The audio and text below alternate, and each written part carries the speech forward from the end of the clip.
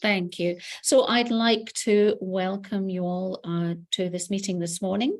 I'd like to acknowledge the traditional owners of the lands on which we all meet across the globe today and pay my respects to elders past, present and emerging. So welcome everyone. We'll kick off with our first speaker today, who is Ms. Mai Alakan, who is the manager, ACIAR manager, Pacific and PNG. Thank you very much, Mai. And now I am sharing my screen. Can everyone see my screen? I'll now try and... Yes, we can see your screen, Madam. Okay, thank you. All right, thanks, Over Linda. to you, Mai. Thank you. Good morning to everyone, and thanks for making time to join us in this showcase. A special thanks as well to ACIAR project leaders that are joining us this morning as well to talk more about their projects and how this links to opportunities for our potential applicants for the PASS-CR program. Just a few slides on, why agriculture is important. As you know, agriculture is the biggest lever that we can pull to achieving development goals. Just Linda, if you can just go on and click some of these slides. And as you know, as everybody knows and has experienced, that investing in agriculture is the most effective way of addressing poverty. Next slide, please. As you know, the future isn't what it used to be. And this was something that our former general manager for country partnerships noted in 2019. And the realities that we had in 2019 have severely and utterly changed to what it is now. But the challenges still remain for agriculture. We have to produce more and better quality from less land, less energy, and water for more sustainably and equitably. But the call to action is still there, that we need to collectively act now. Next slide, please. But we all know that agriculture science has much to offer in achieving these gains in agriculture and improving markets, and is the most, if not the most effective way to lift people out of poverty, as well as reduce hunger and malnutrition, not only globally, but more so in the Pacific. So ACIAR in the Pacific, our mandate more broadly in ACIAR is to broker and invest research partnerships with our partner countries in the region to build knowledge to support crucial development objectives, such as food security and reducing poverty, enhancing resilience to climate and disaster risk, building healthier food systems, improving equity and empowerment, especially for women and girls, fostering opportunities to be linked to value chains, and of course, building research capacities in agriculture, forestry, and the fisheries. Next slide, please. In the Pacific, we work in 8 countries: Fiji, Kiribati, Samoa, Solomon Islands, Tonga, Tuvalu, Vanuatu, and then also Papua New Guinea, where we have a country office.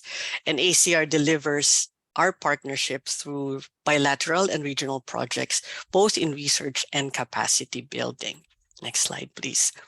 The Pacific Research Program to date, we have 52 projects across 9 research programs, particularly agribusiness, climate change, horticulture, fisheries, forestry, soil and land management, livestock, social science, and crops. It's important for our potential applicants in the room to know that these are the research areas and themes that would be important for you to think of as you develop your research proposal under the scholarship. Next slide, please. But it is more important to underline how projects are designed and developed in the ACIAR any ACIAR project or initiative must align with the national and regional priorities of our partner countries in the Pacific. Of course, it has to complement as well the research priorities of ACIAR in the region, supplementing research investments in the region and ensuring that we complement but also offer value add to what is being done or research initiatives that are already in place in the Pacific or in your respective countries. Mindful that there are other development partners working in agriculture and fisheries and forestry space. But because also ACIAR is is part of the overall development assistance of Australia. And we must also ensure that any of our research work are aligning and supporting and contributing to the objectives of the Australian aid program. What I would also like to highlight as well is that in the design and implementation of all research partnerships of ACIAR in the region, it is always guided by the principle that it has to be shared. The objectives has to be shared and creates mutual benefits for all partners from research, science, and innovation in the sector. And I would encourage our applicants and potential scholars to think of this as you develop and design your research proposal as part of your application to the PASS-CR program. Next slide, please. So as I noted, of course, we are all here to learn more about how you can go on in your application process. The ACIAR Pacific Agriculture Scholarship and Support and Climate Resilience Program, it is indeed a mouthful. PASS-CR, as you know, is a postgraduate scholarship and academic support for students in the agriculture and forestry sector. It is a scholarship for Pacific Islanders to study in the Pacific. So universities such as USP and Fiji National University will be your host academic institution. The key feature of the program, and that's why we have this showcase today, is for students and potential applicants to research agriculture problems within the context that the solution needs to work. So it has to work within the context of your country, more particularly as it connects to an ongoing ACIAR research project, but also opportunities for you to build professional networks, which will be relevant to your post-study. So I would encourage you to look inside the room and see who the project leaders are, because beyond your application, this can be an opportunity for you to connect with an expert that's working in aquaculture, someone who's connecting in aquaculture in Tonga, Fiji, and Samoa, or someone who is working on extension and family farm teams, because I know Deborah is here as well.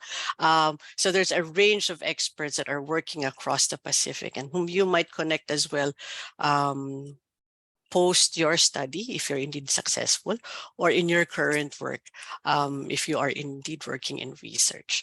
So I would encourage you to think about, as you listen to the next hour or so, to see where research opportunities are insofar as your proposal that could focus on enhancing food productivity and production, soil health, natural resource management, improving biosecurity or addressing biosecurity issues, improving market links and access for rural communities and farmers and fisher folks. Research that also considers, or if not addresses, gender equity and women empowerment.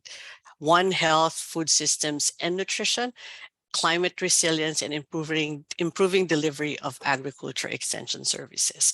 So in the next hour or so, you'll have presentations coming from ACIAR research project partners and project leaders on how and what are the opportunities and research topics that you might think of as part of your proposal. With that, I wish everyone a good day and a productive conversation today, and looking forward to what's coming next. Over to you, Linda. Thank you very much, Mai, for that lovely warm welcome and introduction to ACIAR more broadly and in the Pacific.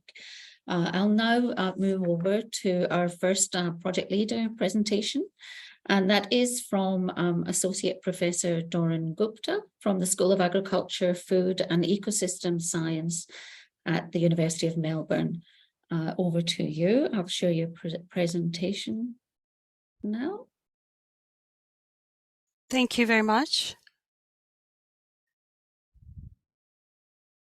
Can you hear me?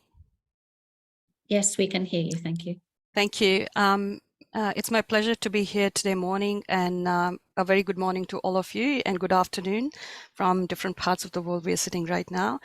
Before I start, I would like to acknowledge the traditional owners of the land I'm on today, Yota Yota, and acknowledge that Indigenous Australians has been the custodians of the lands for thousands of years, and I pay my respect to their past, present, and emerging elders. I'm the project leader for our new project, which has just started this year, entitled Sustainable Agriculture Intensification Systems for Climate Resilient Development in Pacific Island Countries. And I work with Faculty of Science with University of Melbourne and based at Dookie campus, which is one of the regional campus in Victoria. Next slide, please.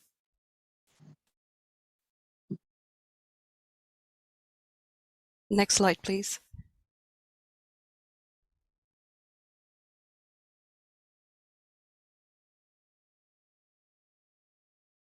Thank you. The partner organizations we are working in Pacific, that's USP, primarily Samoa and Tonga campus. In Samoa, our trial site is with USP campus, whereas for Tonga, it's primarily with Modi TT, and Lincoln University is another partner with us. There are researchers from Melbourne University engaged on this project as well. Next slide, please. Dr.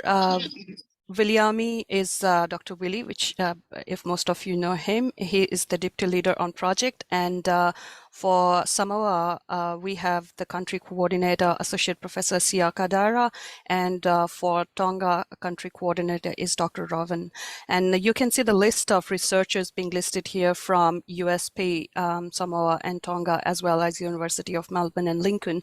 I've just put them together based on the expertise we share, and just wanted to highlight that from crop science farming systems to soil science livestock systems to crop protection, agribusiness and extension to climate change, crop modeling to gender specialist, and also support research members. We have a very diverse team of experts, and you might have seen some of the projects which we have already highlighted, which could be part of this project, and we bring expertise as I have highlighted here from different fields for this project, but also which will be really beneficial for potential students to understand that if they want to work in one or the other area proposed with our expertise.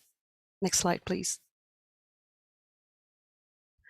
Broadly, project aims to evaluate biophysical and economical benefits of multiple sustainable intensification practices in crop-based farming systems in Samoa and Tonga, so that we can provide these sustainable intensification practices are proven. They have demonstrated in various parts of the world the benefit they can bring to provide climate adaptation and mitigation benefits. But also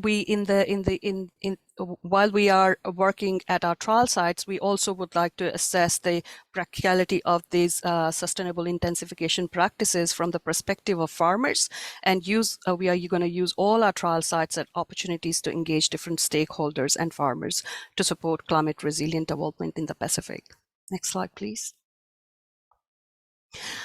While I don't have much of time to explain, but what I want to highlight here that when we look for various sustainable intensification components, we are targeting all 5 listed here, from conservation agriculture to looking at the soil health challenges and possible solutions, and bringing improved genetics, so as efficient use of resources such as water, and also looking for minimizing the use of chemicals in different farming systems through integrated pest management.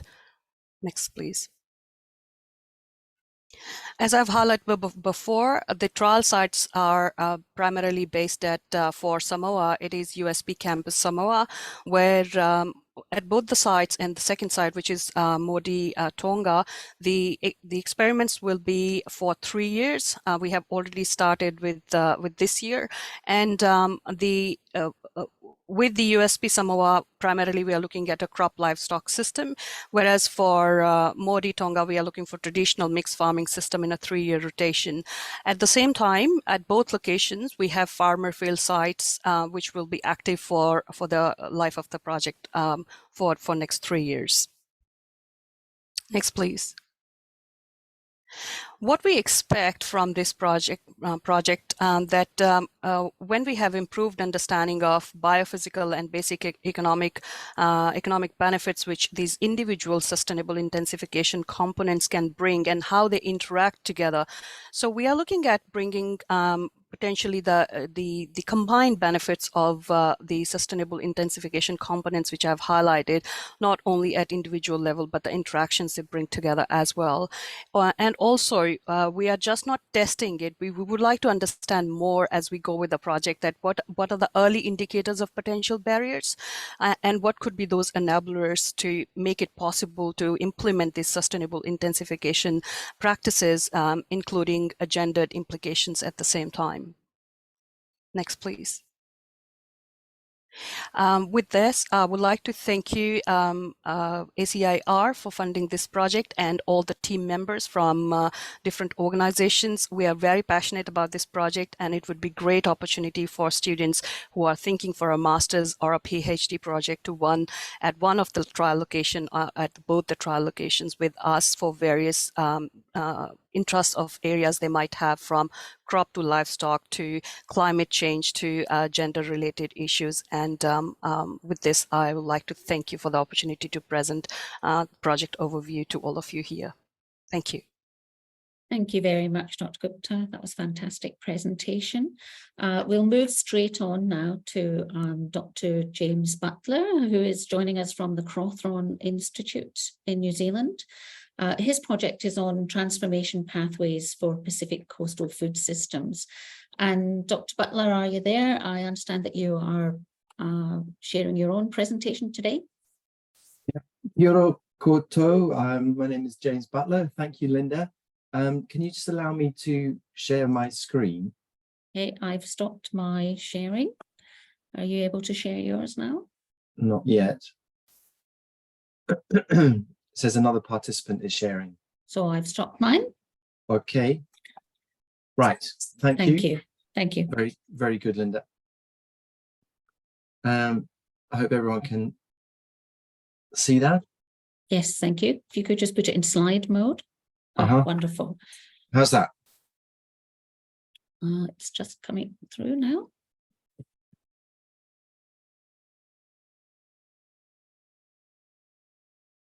Any good? We can see it, but it's not in slide mode. Oh, okay. Sorry. Let's just see what's happening here. How's that? No, it's still the same. That's better. Wonderful. Thank you. Yeah. Okay. Thanks, everyone. So yes, I'm James Butler calling you from New Zealand. As Linda said, the project we're running is called Transformation Pathways for Pacific Coastal Food Systems. And although was mentioning earlier about quite a lot about agriculture and land-based food systems, this project is explicitly about not just the land, but also the sea. So this about communities and their food systems living on the coast or on islands. The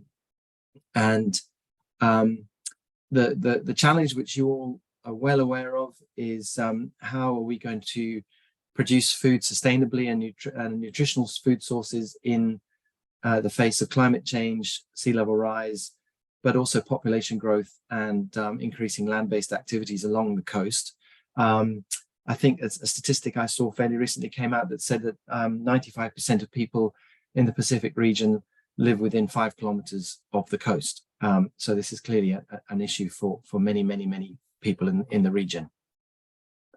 So the goals of this project are to shift coastal food systems towards more climate resilient, prosperous and sustainable futures. And in doing so, to build transformational capacity of stakeholders in 2 particular locations, in the Solomon Islands and in Kiribati.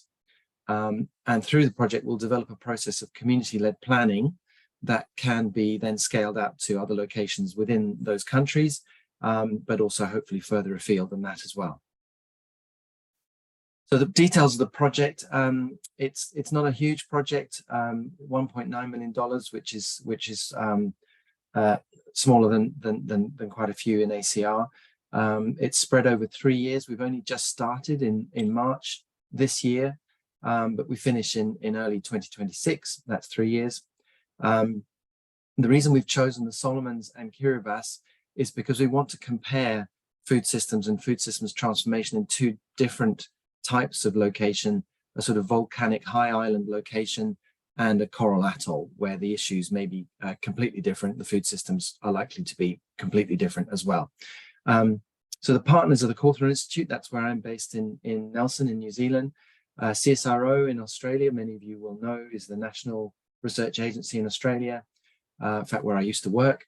The University of Technology Sydney, SPC, and then in the Solomon Islands, the WWF is our main on-the-ground partner, and in Kiribati, it's Live and Learn.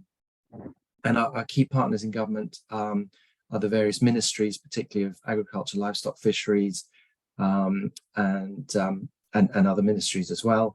But then we're also tying in very closely to existing work that's funded by New Zealand's Ministry for Foreign Affairs and Trade, and Australia's Department of Foreign Affairs and Trade, who are running various projects in these locations as well. So we're trying to engage and incorporate their efforts. So I thought, as students and supervisors, you might be interested in some of the research questions that we're trying to ask through this project, and see if there's anything here that interests you. So first question, and this is in no particular order of priority.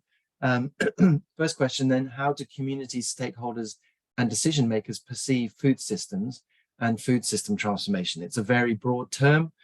Transformation equally is a very broad term that can be interpreted in many, many different ways. So that's one of our first sort of foundational questions, is how do different people interpret this? And of course, then that has implications for what we do about it.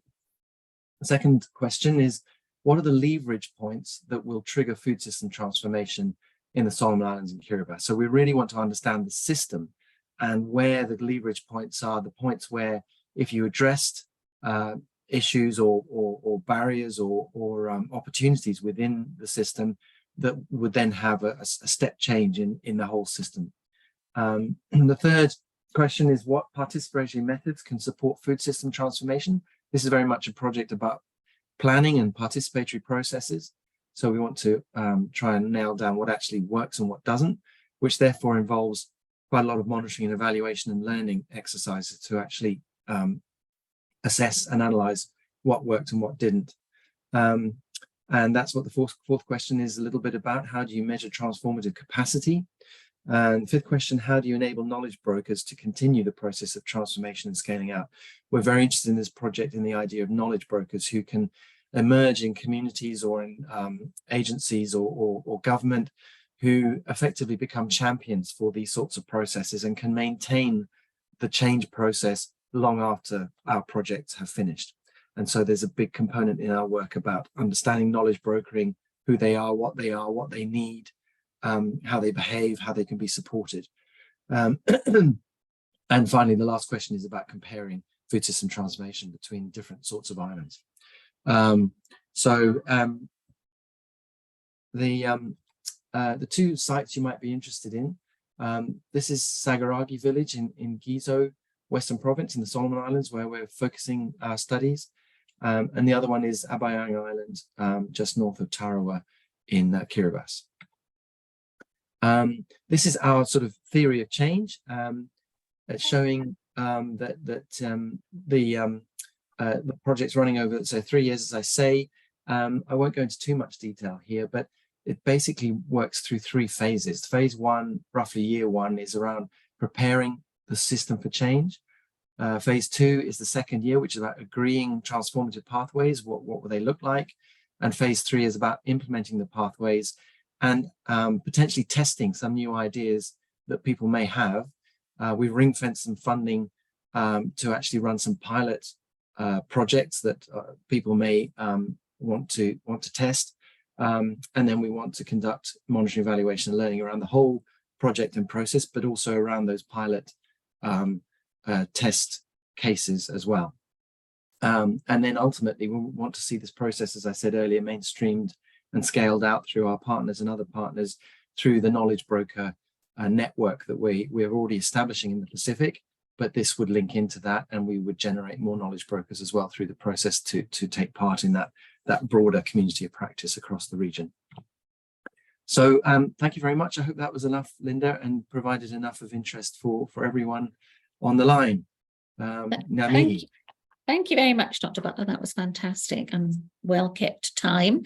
I realise that we have a lot of project leaders here who are really excited to share their projects with us today. So let's move swiftly on to Dr. Agnieszka Mudge from the Queensland Alliance for Agriculture and Food Innovation at the University of Queensland.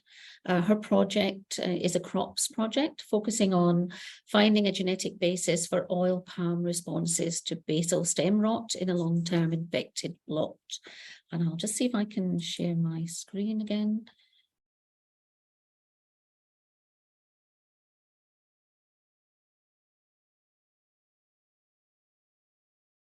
Can everyone see that screen? Oh. Yeah, we can see that. Okay, thank you very much. Over to you, Dr. Mudge. Thank you, Linda. Hello, everyone. Greetings from Brisbane. My name is Agnieszka Mudge, and I put in a tentative title for a possible master's under the PASS-CR program, which is Effects Beyond the Crop, Social and Economic Impacts of Oil Palm Pests and Diseases on Smallholders in Solomon Islands. Next slide, please.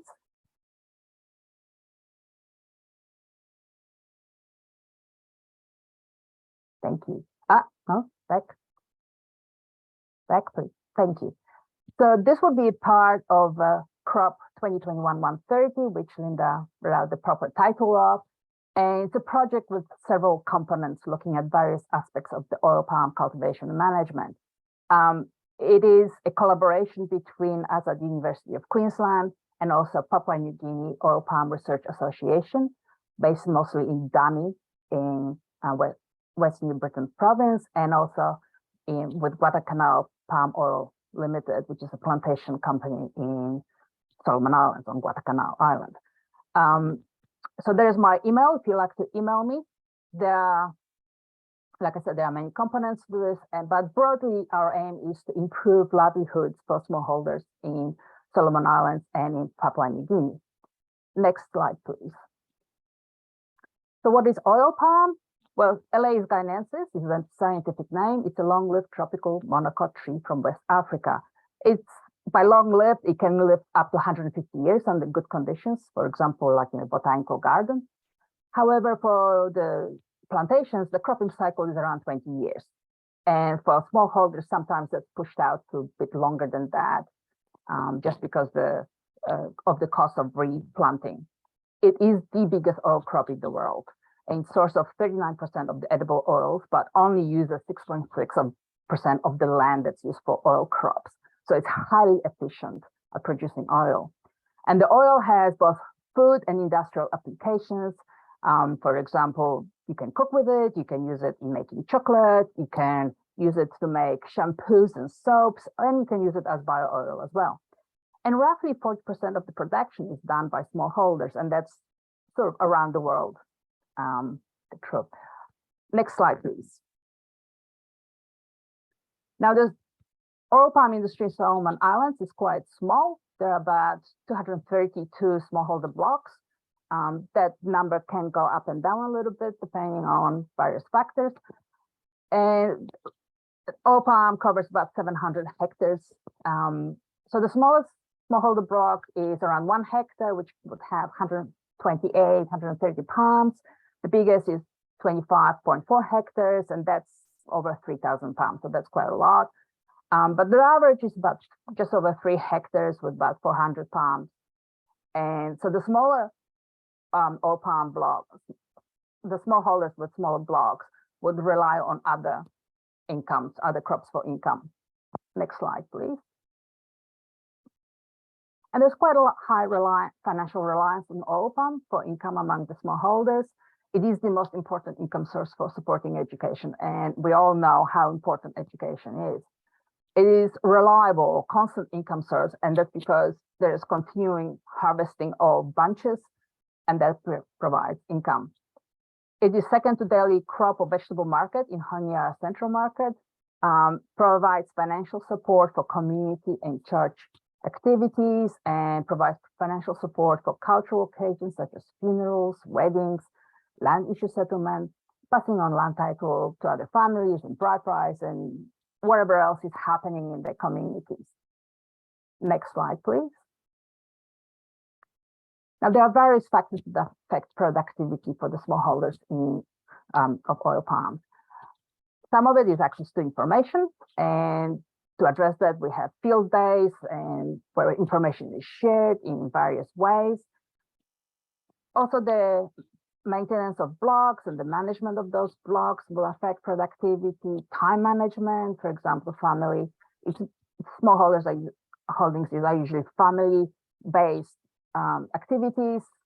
If there is something happening in the family or in the wider community, that affects how much time they can spend on the block. Obviously, weather and cyclones and stuff like that, but there's not much you can do about it. And then there are cultural activities. And then, of course, the presence of pests and diseases. Next slide, please. And there are quite a few, and here are some. So you have tussock moth, you have the Oryctes beetle, also known as coconut rhinoceros beetle. Bagworms are a problem too, and there's snails and rats and cockatoos. And my favorite is Ganoderma boninens. Next slide, please. And here is a picture of Ganoderma boninens. It's a pathogen, a fungal pathogen which causes basal stem rot. It's probably the worst disease in Southeast Asia region, and it has can be quite devastating. It actually kills the palms, and a dead palm is not a productive palm. So yeah, we're working mostly on that, but we have a lot of data actually on both smallholders and the disease and various aspects of this project. So we're looking for keen students who would like to come aboard and help us analyze it and maybe get some more data. And yeah, please contact me if you think you're interested. Thank you. Thank you very much, Dr. Mudge. That was fantastic and well kept time too. We're now going to move on to our horticulture projects. Our first project leader is Dr. Carmel Pilotti from Pacific Community based in Fiji. And she is talking about her project today, safeguarding and deploying coconut diversity for improving livelihoods in the Pacific Islands. Are you there, Dr. Pilotti? I am. Thanks, Linda. Thank you.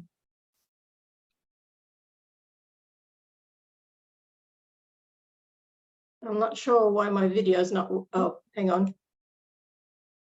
Right. Thank you. Hi there, everyone.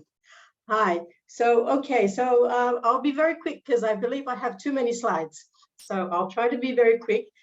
So basically, yes, my project is on coconut diversity within the Pacific. I'm based in Suva, Fiji, with SPC.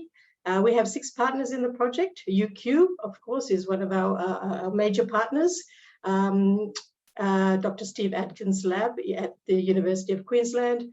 We also have partners, Ministries of Agriculture in Fiji, Coconut Commodity Board in PNG, and Ministries of Agriculture in Samoa, Solomon Islands, and Vanuatu. Next, please.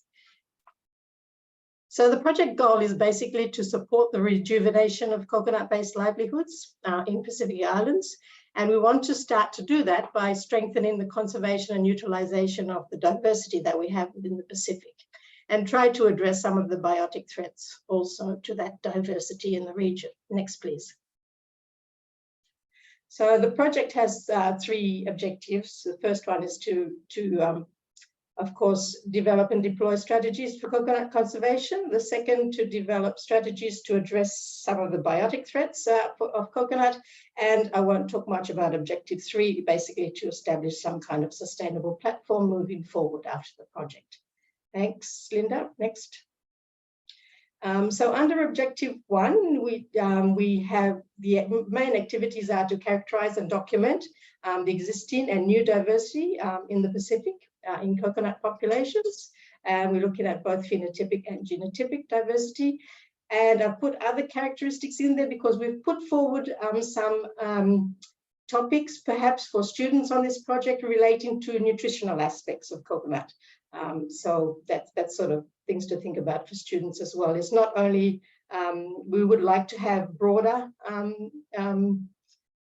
attachments to the project, which include sustainable agriculture and nutrition and other things. So next slide, please. So we've just had one PASS student, which we are very grateful to ACIAR's PASS support to student Sherlyn, who's just completed her studies on populations, coconut populations on Viti level. So next, please. And so under objective 1, a lot of the support that we get from our University of Queensland counterparts relate to coconut tissue culture.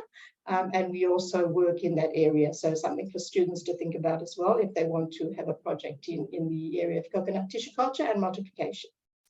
Next, please. And of course, on the addressing biotic threats, that's another area of research. And we are focusing our attention here on Bogia coconut syndrome in Papua New Guinea. Next, please, Linda. Also, the coconut rhinoceros beetle, which is a huge, has a huge impact on both coconut and oil palm in the Pacific. Next, please, Linda. And objective 3 is basically to establish a platform. So we have some things going on as well with our broadening our partnerships as well in the coconut space with international agencies. So I think that's all from me, Linda. Next, I think it's just acknowledgements. Thank you to everyone, to ACIAR, and of course the PASS program for giving us a student who's completed her thesis now. And thank you to all of our partners. Fine, that's all from me, Linda. Thank you. Thanks, everyone. Thank you very much, Dr. Pilotti. That was wonderful. Really colourful presentation that you delivered today. Now we're going to move on to our next horticulture presentation, which is being delivered today by Dr. Jean Bobby, I understand, on behalf of Dr. Julie O'Halloran, who is the project leader of the project titled Improving Root Crop Resilience and Biosecurity in Pacific Island Countries and Australia. So I have your presentation ready here. Welcome. Sorry, can you all hear me? Yes, can hear you very well. Okay. Good morning from Gatton. I would like to acknowledge the traditional owners of the land upon which we work, and would like to acknowledge the elders past, present, and future. And thank you, Pacific Agriculture Scholarship Support and Climate Resilience Program, for the opportunity to be able to give an overview of the project that we are part of. As you have heard earlier, my name is Jean Bobby, and I work with sweet potato research here in Gatton with other research colleagues as well. And we also have teams that are based at Bundaberg Research Facility at Marimba. And just a correction on the title, I'm not a doctor yet, but you can call me a doctor for now. So our project, the HOT 2018/195, that's titled Improving Root Crop Resilience and Biosecurity in Pacific Island Countries and Australia, is one of our current projects that is funded by ACIAR. And as Linda said earlier, it's been led by Dr. Julie O'Halloran. Next, please. Oh, you stay there. That's right. Thank you. So the objective of the project is to develop pathogen-tested clean sweet potato planting material, and secondly, to demonstrate improved planting practices to the participating countries. It is a 3-year project to be implemented by 4 participating Pacific Island countries, and that's Fiji, Solomon Islands, Samoa, and Tonga. We also have project partners for which the Center for Pacific Crops and Trees is one of them. We have the Ministry of Agriculture and Fisheries in Samoa, the Scientific Research Organization of Samoa, Ministry of Agriculture and Livestock of Solomon Islands, Custom Garden of Solomon Islands University, PIFON, which is the Pacific Islands Farmers Organization Network. And we also have University of Queensland as a partner, as well as Graham Jackson. Next, please. So the background of the project is that sweet potato is identified as a food security and disaster reduction crop in Pacific Island countries. As such, to have a PT material with increased yield and faster maturity is critical when other food crops have been damaged or destroyed. Also, to have clean materials to distribute instead of distributing materials which have been infested in the field, which is a biosecurity risk. Currently, there is no established PT scheme in the partner countries, but previous work by Fellon et al. In the 2019 have highlighted that non-PT materials and poor propagation practices, they potentially impact on yields by at least 50%. So, but PT schemes have shown to have increased yields of up to 30 tons per hectare in Australia and from 25 to 70% in Papua New Guinea, with additional benefits of early maturity and improved root shape. Next, please. So the key project activities, as you can see on the slide, is that the project will be engaging in a survey of all the different sweet potato farming systems in the 4 participating countries. And based on the survey, we will identify the varieties of sweet potatoes that will be used in the PT scheme. So once the varieties have been identified, it will go through the PT process, and then the materials will be mass propagated, and we will establish a demonstration and field trials so that the different participating countries can come and have a look and see the difference between a PT and a non-PT material. And we will also produce extension materials and communication materials such as fact sheets, case studies, and capacity building with the 4 Pacific Island countries that are part of the project. And Fiji will be used as a demonstration, as a model country for the demonstration of the different pathogen testing materials and the non-testing materials. I think those are the key 4 activities that we'll be engaged in. So with that, I would like to thank all of you for listening. On the photo, we have photos of staff from SPC that have come over, and we have started on our capacity building program. Thank you very much. Thank you very much, Jean. That was great. We'll move on now to Dr. Saskia de Klerk, who is a senior lecturer in international business from the University of the Sunshine Coast. Saskia is talking about a project that is led by Dr. Sese Molomau Samasoni from ESROS, and it's titled Adopting a Gender Inclusive Participatory Approach to Reducing Horticultural Food Loss in the Pacific. Thank you, Saskia. Thank you. Sorry, I can't see the slides yet.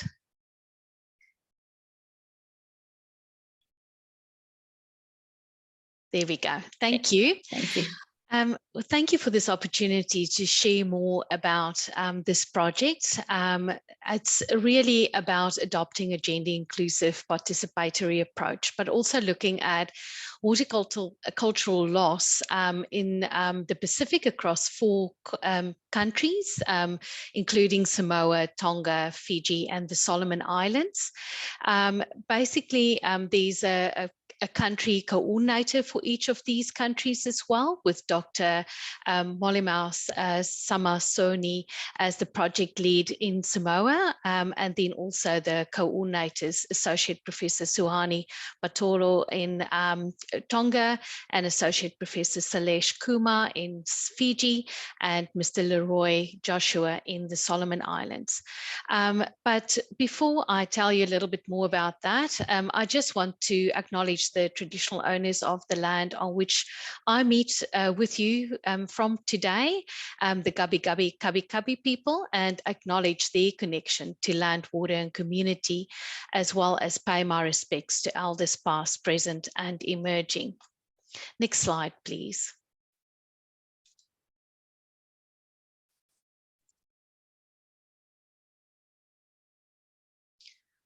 Thank you.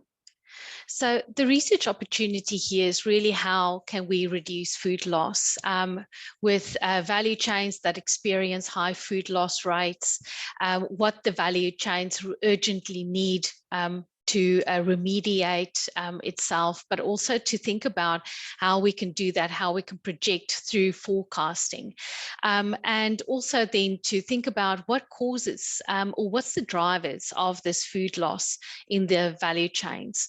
And through investigating this, we use a gender inclusive traceback survey approach to identify what drives the food loss along these selected food chains in fruit and vegetable value chains. And also then with the interventions, we will provide some alleviation or mediation to address the drivers, specifically through workshops, also to identify interventions that would be cultural specific and applicable in different settings, and then also to think about conducting on-farm and in-market by having the communities involved and participatory approaches to trial some of the interventions. Next slide, please. So really the anticipated outcomes and impact or outcomes of this research is to generate new knowledge on which commodities, locations, market systems, and specifically the value chains that are most vulnerable to loss could be improved or supported in new ways to prevent food loss and waste in future. And this will be conducted across Tonga, Fiji, and Solomon Islands. Then also to provide new knowledge on drivers, but also the attitudes and capacity of our vendors and all the different stakeholders across the value chain that could, through support, lead to less food loss. Next slide, please.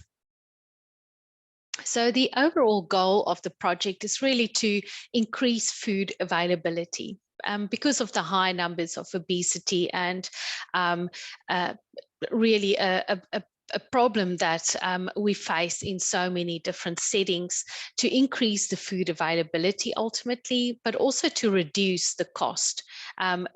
Because even with education, if it's not available, if it's not readily available where they need it, then the cost and all of those implications will prevent the successful implementation of these strategies. So reducing the cost of fruit and vegetables, increased purchasing and consumption then also of fruit and vegetables through strategies that we are going to develop. And then also the more produce for sale. So in terms of capacity, but also to think about the production stream and how that's managed, and then to provide opportunities and also strategies to increase profitability and income. This will then lead to improved income that translates into increased purchasing behavior and more healthy food choices.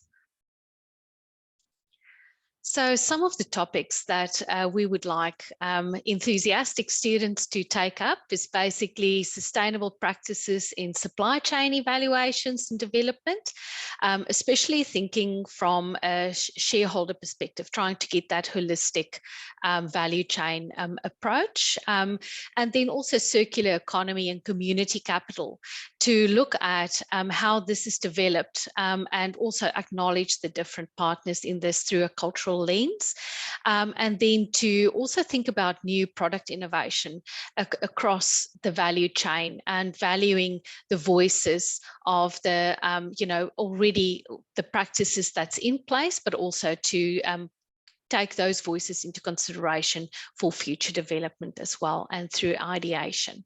Next slide, please. So that's short and sharp, I hope, with the contact details there of Dr. Molimau Mamasoni, and also myself, I've added my details there as well. I can just pass that along to the relevant team members. If you are interested, please contact us. This is just an overview of the theory of change. I'm not going to go through all of that. I think I covered that sufficiently. But I just want to end off by thanking ACIAR and the PASS program, and also all the stakeholders involved for having these opportunities available for students. Thank you, Saskia, and thank you for also sharing your thank yous at the end there. We'll move now on to our social systems project leaders. So our first project leader is Associate Professor Deborah Hill, who is joining us today from the University of Canberra. Good morning. Good morning. I'll just wait for the slide.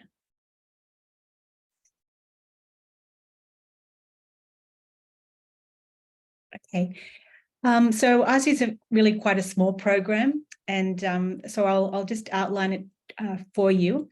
And also I should start by saying that it's a 5-year project, but we're more than halfway through. So we began it in 2020 and we finish in the end of next year. So any projects that would be associated with us would be, I guess, a master's level project. So the project is called Improving Agricultural Development Opportunities for Female Smallholders in Rural Solomon Islands. That's quite a mouthful, but it's also known as the Family Farm Teams Project Solomon Islands, or sometimes just FFT Solomon Islands. I'll explain the objectives of the program and then just give you a sort of a snapshot of where we are at the moment.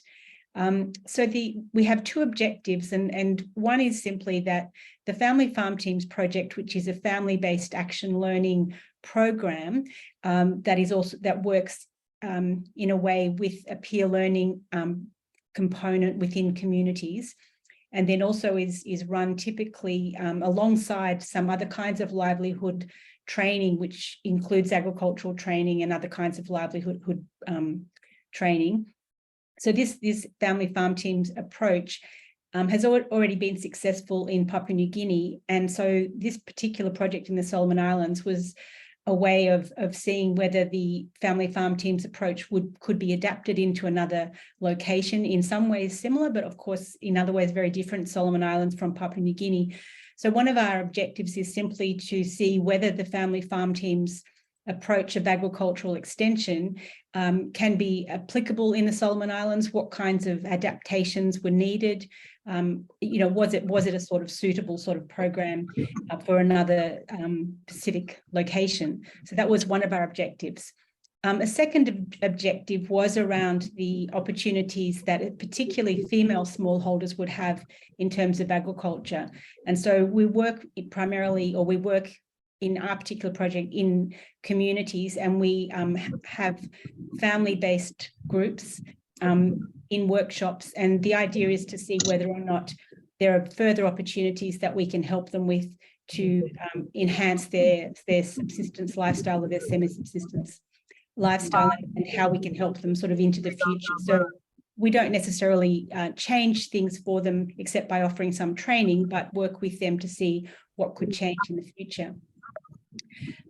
As I mentioned, we're sort of more than halfway through. So part of that has meant that we have actually had a chance to revise some of the materials for this project. And so we have a new Solomon Islands manual, and there on the slide, I have just a picture of the sections of the manual so that I could explain to you what goes into this program. Firstly, I should say that we start by working with women and another member of their family. So we talk about the people that participate in our program as village community educators, because once they do the training with us, they then go and train other people in their community, particularly obviously people in their families, but throughout the community. One aspect of our research has also been to track this peer learning. And so that's been, for me, a very interesting part of the project, looking at who people train after they do this. So we talk about the workshops as being attended by family pairs. We start with a woman and then one member of her family, a male member that's appropriate. It could be her husband, but it could be a nephew, it could be an uncle. It just depends on what seems appropriate for that particular community. In the first location that we did our project, we had about 50 village community educators or VCEs. And after the peer learning aspect of the program, we reached perhaps about 650 people in all. So it can sort of spread out quite well. In one of the photographs, or in both of the photographs, you can see there is the agricultural component. So as I said, in addition to the family farm team learning that they do, we work alongside livelihood training. In this case, it was run by Custom Garden Association in the Solomon Islands. And you can see one photo where they're looking at plants to sort of look at pests and so on, so they can learn about mitigating issues with pests. And in the other one, they're looking at a garden to sort of develop a demonstration garden. And then they learnt about crop rotation, which had a great impact in that community, I have to say, sort of learning about crop rotation and how that could enhance yield and also just allow them to develop a use smaller plots of land to create more food, etc. So let me sort of quickly say something just about the range of things that we do in the actual program. There are, as I said, 4 modules, or there are 4 sort of workshops, but we tend to do them sort of two together and then another 2 together at another place. And so the first one is called Decision Making and Communicating as a Family Farm Team. And the second one is Working as a Family Farm Team for Family Goals. So both of these are very much about sort of working together as a family and allowing people to sort of, if you like, reflect on what they already do, what works well, what doesn't work well within the cultural context. And then this allows them to I suppose, more effectively take on board any new other kinds of technical learning they might get from, say, the custom garden training. And I can imagine this kind of training also working well with some of the other technical training that I've heard other project leaders talk about. And then the second, so that's the first part, and then they go off after that and train others. And then they come back after some weeks, and there's a second lot of training with 2 more modules. And here we focus very much on the family farm or the garden, and then also around food and nutrition. So while this is a family-based workshop and we focus very much on things like gender awareness and so on, we have very strong links to things like food security and nutrition. And indeed, at least in the first location that we did our work, we found that the idea of increasing the food intake for children, for women, for everybody, and growing a lot more food was a very important part of the project. And yet it wasn't necessarily the aim of the project. So this idea of linking, improving, working together as a family, awareness of gender equity and so on, but also in conjunction with things like having more food available and having more food to sell to increase the amount of money that is circulating in the community. These were also very important sort of results that we've had so far in the project. So I'll leave it there, and I welcome further questions at another time. Thanks very much. Thank you very much, Dr. Hill. That was great. I'm now moving on to Dr. Mary Johnson, who's joining us today from RMIT University. Mary is talking today about her project Land Care, an agricultural extension and community development model at district and national scale in Fiji. And over to you, Mary. Thank you, Linda. Hello, everyone, and thank you for the opportunity to share this project with people. It's been very interesting listening to others so far. So the Land Care Agricultural Extension Project is based in Fiji, but you'll see from the first slide that there are a number of partners that are part of this project. It sits within the social sciences, and it's very much about extension and relationships and all the components that go with that.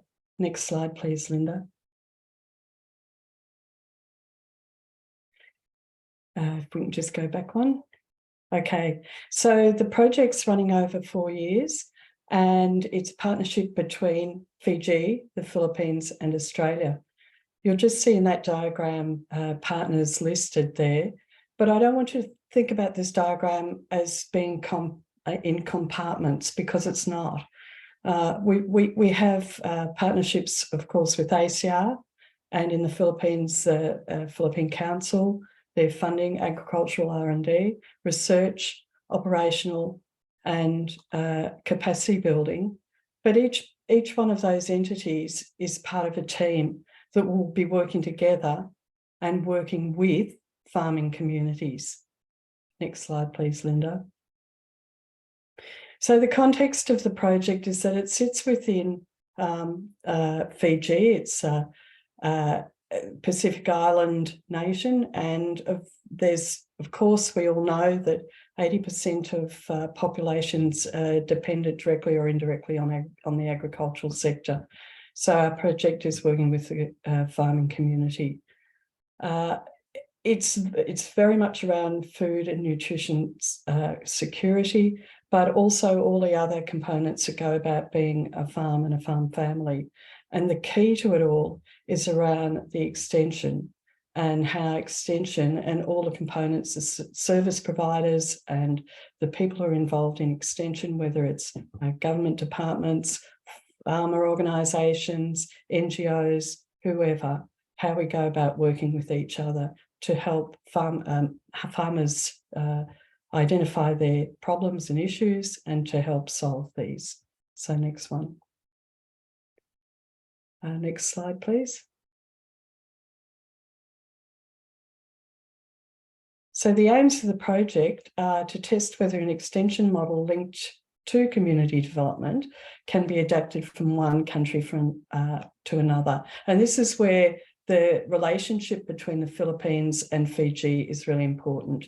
There was an 8-year project funded by ACIAR that worked with conflict vulnerable communities in Mindanao, and again was working on extension models that would suit the particulars of the farming communities there.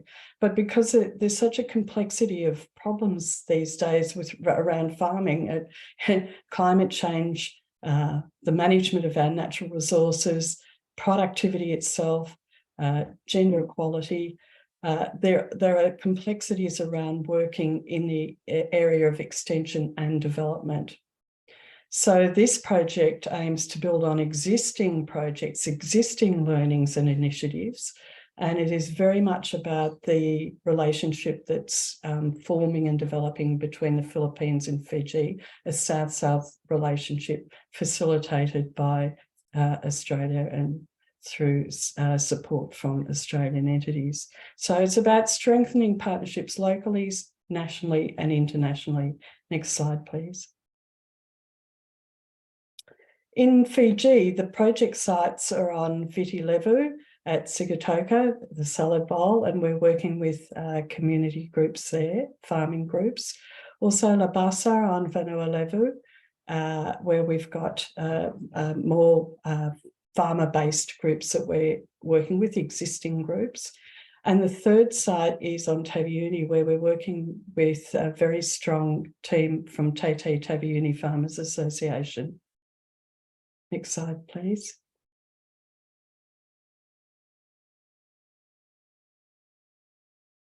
The research questions around this project are, can a land care life extension methods, the land care life extension methods, which were developed in the Philippines, can they be adapted? Are there principles that carry to other countries or in other situations? And what are these principles, and what would be appropriate for Fiji? So sub-questions include, what are the preconditions that already exist to enable adaptability? How can the extension methods contribute to gender equity?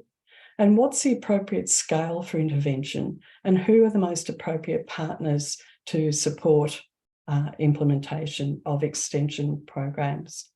Next slide, please. So just very quickly, a little bit about land care. It emerged out of natural resource management challenges. It's a global movement now. It's a movement based on local community action, a model about sharing knowledge and support mechanisms that help broad-scale community participation, and that it's an ethic of the way that people live and work in landscape. And that's a really important part of our project too, is to acknowledge and respect the respective cultures of the countries that we're working within. Next slide, please, Linda. Okay, the LIFE model, which was what came from the 8-year extension project in the Philippines in Mindanao, was based on 3 concurrent approaches. So facilitate farmer access to technical innovations, build community and institutional capacity, and very importantly, collaborate closely with the partnerships that are going to be able to help farmers in developing mechanisms for farming and for the challenges that they're facing. Next slide, please, Linda. So anticipated outcomes, improved agricultural livelihoods, but within natural resource management focus and practices, a greater ability to cope with some of the challenges that farmers are facing these days, active and collaborative, and I stress the word active, partnerships between Fiji and the Philippines and Australia, and mutual research interests that are shared and enhanced and disseminated. Nearly there. Next one. Okay, so the PASS Scholarship, and thank you to ACIAR and the PASS Scholarship team. It's a wonderful initiative.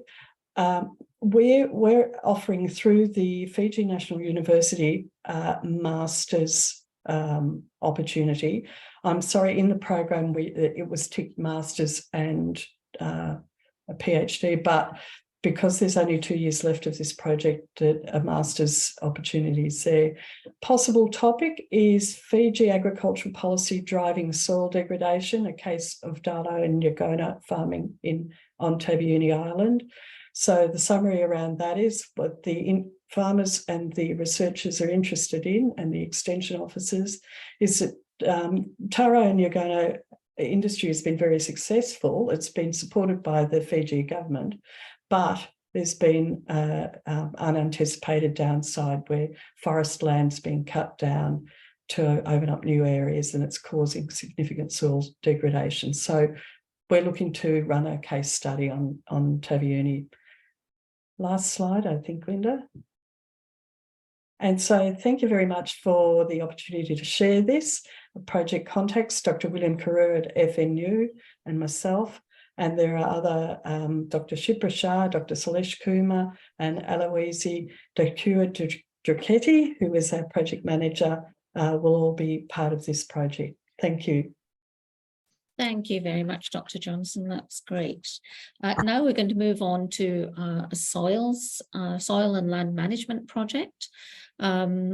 We have Dr. Uta Stockman, I hope, joining us today and sharing her screen. The project is a soils project, as I said. It's soil management in Pacific Islands, investigating nutrient dynamics and the utility of soil information for better soil and farming system management. I'm hoping you're there, Dr. Uta. I am. My camera doesn't seem to work. Is that right? Uh-oh. I'm stopped sharing my screen. If you could share your screen now. Okay. No, we can't see you. Yeah, I'm sorry about that. I'm That's not okay. sure what's wrong. Oh.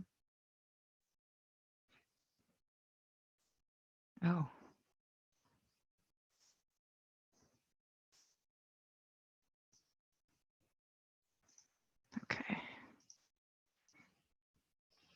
Let's see if that has worked. That's wonderful. If you could just put it in slide mode. Okay.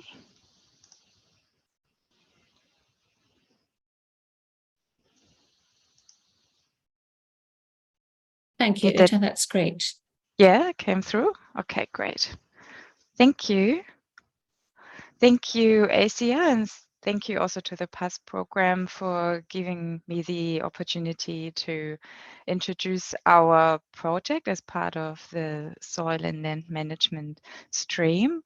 I'm presenting also on behalf of Dio and Till and Ben McDonald, who couldn't join us today. So I'm together with Ben, the project leader of our ACIAR project that looks into soil management in Pacific Islands.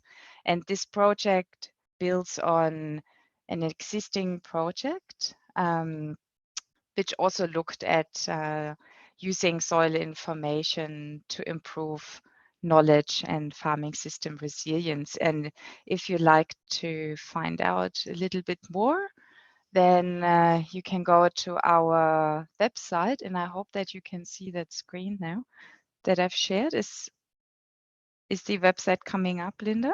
Yes, we can see it. Yes. Thank you. Okay, so one of the achievements of the previous project is the building of the Pacific Soils Portal, which you can see here and you can explore as well, which basically brought together existing legacy information from the region and translated it towards a land suitability output. So you're welcome to explore this further.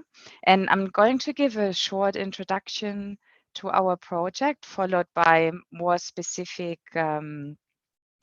introductions to the projects that we would like to offer that will link to the project. So the aim of our phase 2 is to continue to improve farming systems resilience in the Pacific Island countries and territories through improved soil management and soil knowledge.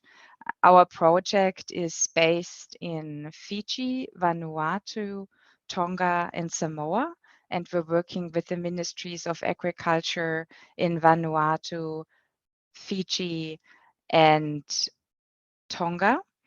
And we're also working with the University of the South Pacific in Samoa and the Scientific Research Organization Samoa. We're also working with the Pacific community, and Manaki Vanua Land Care Research is also involved in the project. So it's a multi-partner, multidisciplinary project for 4 years. And the aim of this project is to further develop our Pacific Soils Portal, which holds our soil information system for the Pacific. And we are also working towards operating this portal out of the Pacific community. In addition, the portal will now be expanded to Vanuatu. Vanuatu is new to this phase 2 of the project, to also improve our linkage of the portal to agriculture policy advisors and extension courts. One objective of our project is that we will aim to develop the capability to utilize field-based technologies, such as spectroscopy in the near-infrared spectrum for rapid soil condition analysis. And we also hope to introduce laboratory-based technologies, again, to quantify soil health, and the project is centered on soil carbon as a proxy for functional attributes. Our project extension will be focused on the characterization of soil carbon state and trend, and on identifying with the landholders suitable farming management. And in that regard, our project is linked with Doran's project, who started the presentations today. Our aim is that the project's ultimate impact will be recognized in Samoa, Tonga, Vanuatu, and Fiji, benefiting from improved land resource planning, more profitable agricultural land uses, and resilient and sustainable landscapes through access of relevant soil information. So now we are offering a range of projects, and we're hoping that you're interested in those. With the Fiji National University, we are hoping to look for a master's project in the mitigation of soil salinity constraints for improved productivity of irrigated horticultural crops. This project will be based in the Sigutoka Valley in Fiji and has 3 objectives.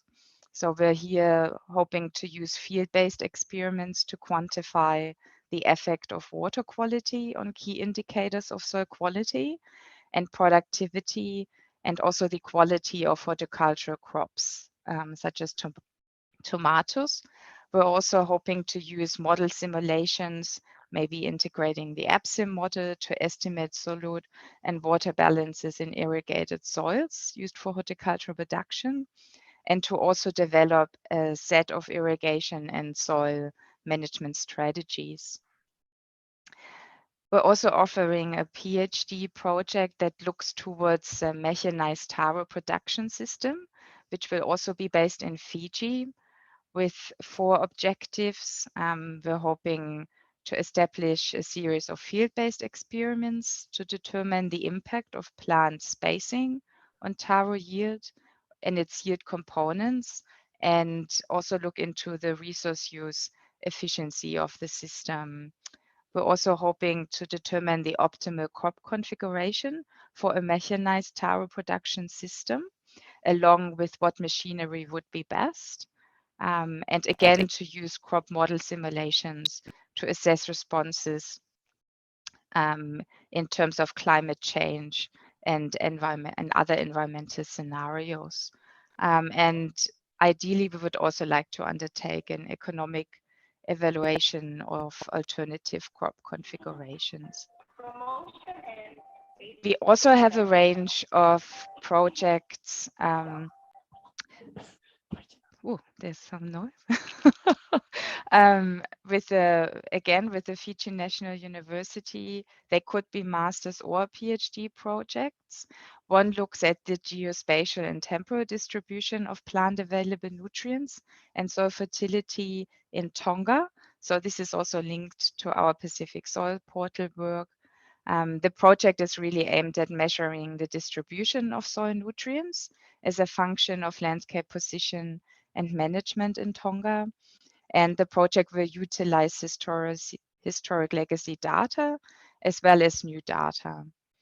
Another project that could also be a master's or PhD is the development of a farm-scale soil strategy to support ecosystem services and food and fiber security. This project is really aimed at how farmers could develop a soil management strategy for their land. What could be the barriers of implementation? What could be solutions? What activities should be undertaken? How should data be managed? What data need to be recorded? And is there a specific solution? There is a project that we're going to offer both at the Fiji National University and the University of the South Pacific that looks towards sustainable farmscapes through geospatial mapping. This project will also be linked to the Pacific Soils Portal and can be based in Tonga, Samoa, or Fiji. The project itself is aimed at measuring the distribution of soil properties of economic importance at a regional or a farm scale using techniques of geospatial mapping. The project will also utilize some legacy data or existing data, but will also collect new soil data.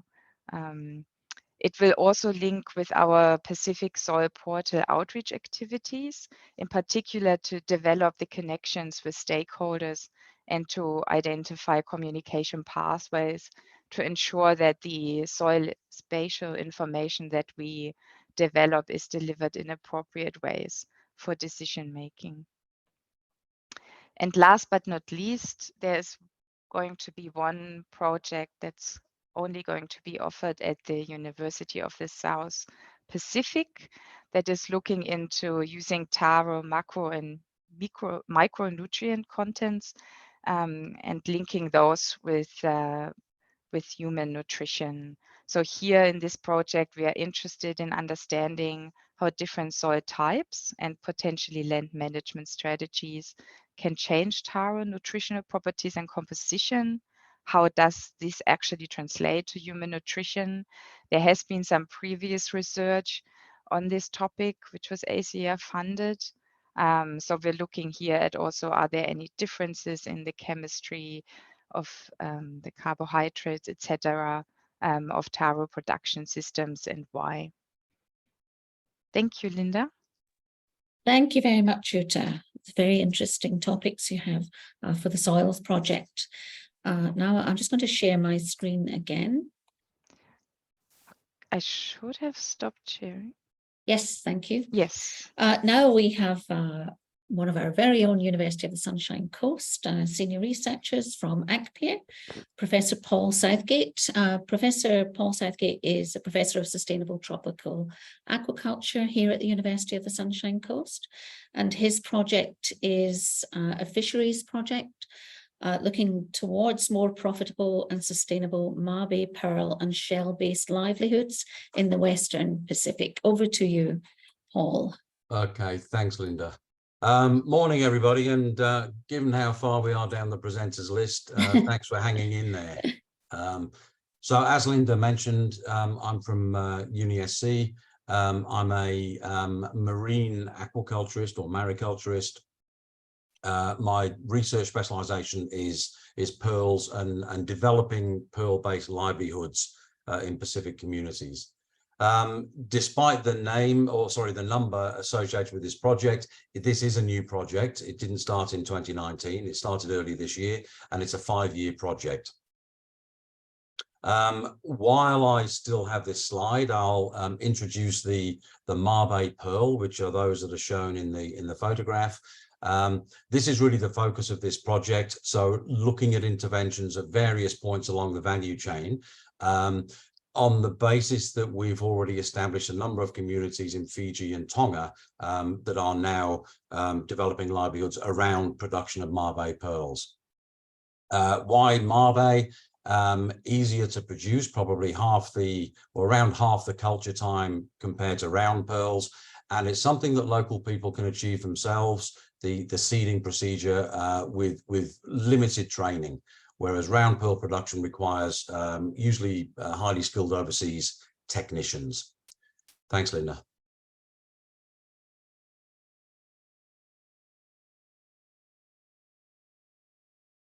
Okay, so objectives and country partners. The objective is to improve production, livelihoods and small business opportunities within the artisanal Mabe pearl and pearl shell handicraft sectors in the Pacific.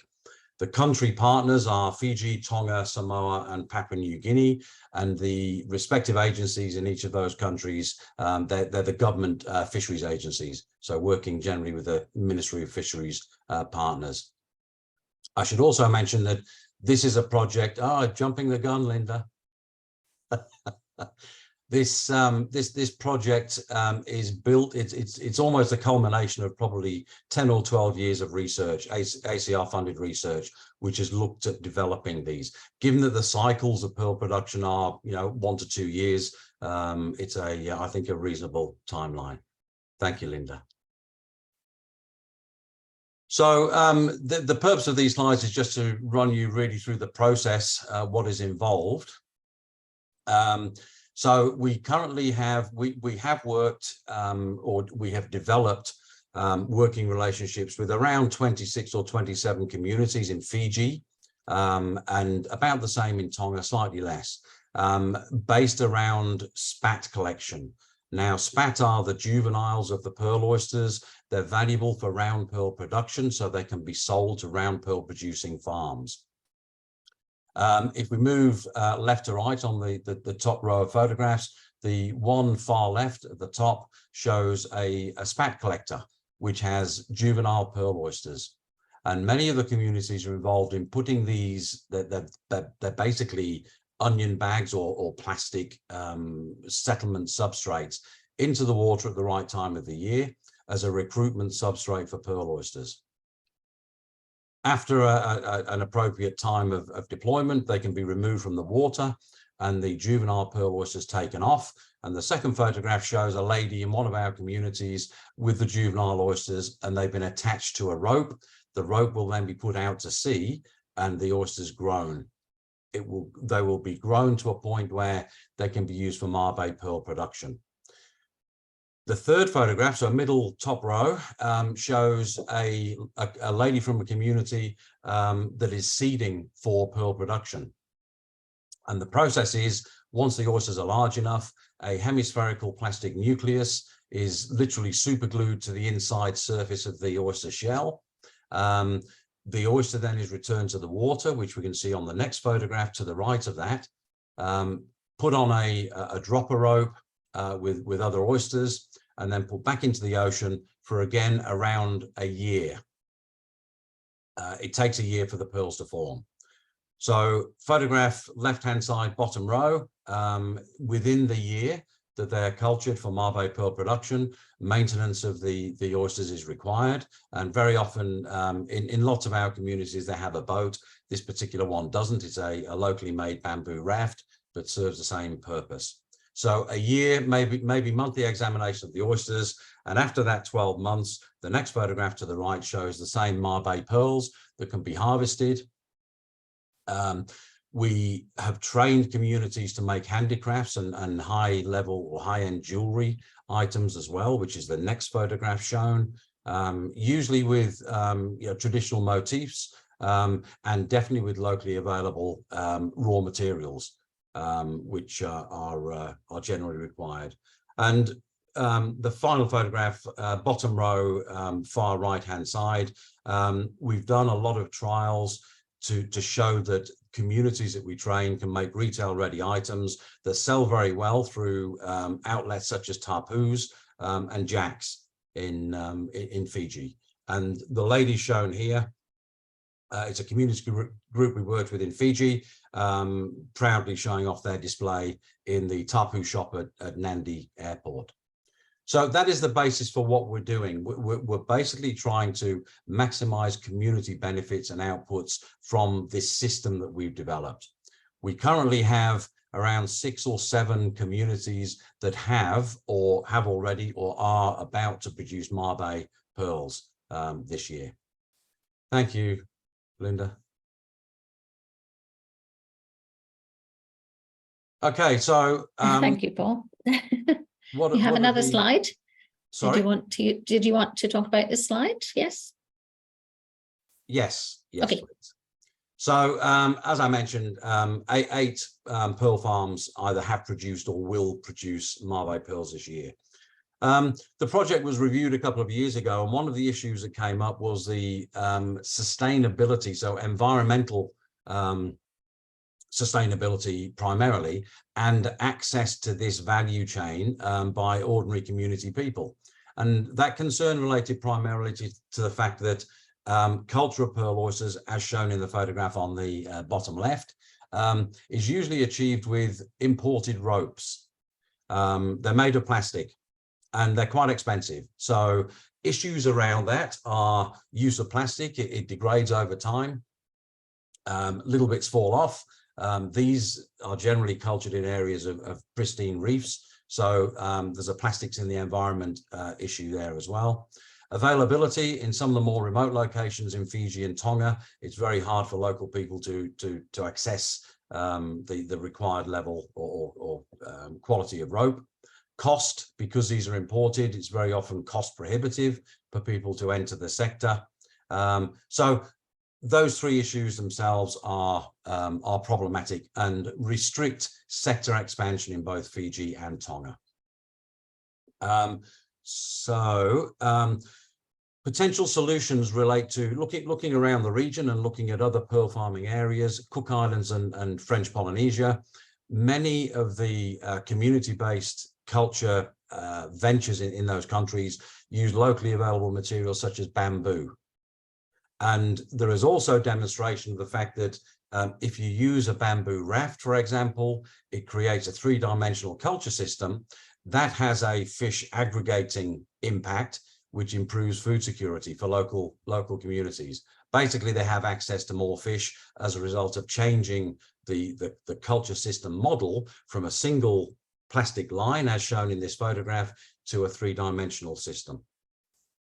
So the idea is that this project, or one of the projects we're offering, will look at that. We'll look at aspects of that change of system, because if it is successful, it will facilitate sector expansion and entry into the sector by communities.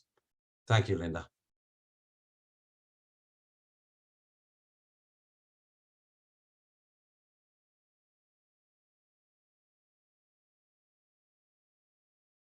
So in terms of the student projects we're offering, there are two. This is the first. It basically is looking at various aspects associated with the potential for changing the culture methodology from a two-dimensional imported rope-based system to a three-dimensional bamboo-based raft system, which has been shown to be successful in other parts of the world.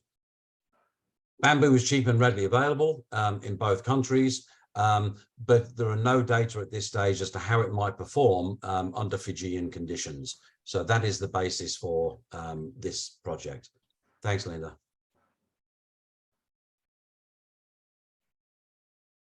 So potential research issues.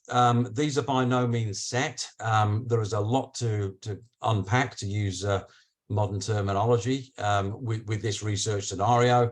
And some of the things that could be looked at is pearl performance. So do the pearl oysters grow as quickly? Are the pearls they produce as good? Do they have a nacre that is as thick and therefore of similar quality? So oyster performance, pearl yield and quality, fouling and predator abundance. The fact that you've created a 3D habitat, does that mean you have more predators that affect the growth rate of pearl oysters, etc.? If so, what are those predators? What time of year do they recruit to the culture system, etc.? Establishment of operational costs and input costs and requirements. So labor requirements, for example. Cost benefit analysis is something that runs through all of the work that we do to assess these changes that we make to systems. Is raft-based culture compatible with local lifestyles? That doesn't only deal with the amount of time required to use these systems, but also does it fit in with, say, marine protected area management aspects, those sorts of things. And I've already mentioned the final bullet point here, which is to assess the fish aggregating potential. My gut feeling is that we could develop these systems which are cheaper and far more practical, and that there would be a positive food security or fish access benefit from using them. But we don't know. We don't know. Little note at the bottom here, Pranesh is part of the people here today. Pranesh has worked with me. He was a student on one of my ACIAR projects a while ago. I hate to think how long ago now. He's now the postdoctoral project scientist. He's Fiji based. So this project would have local supervision, not just supervision that comes from Australia.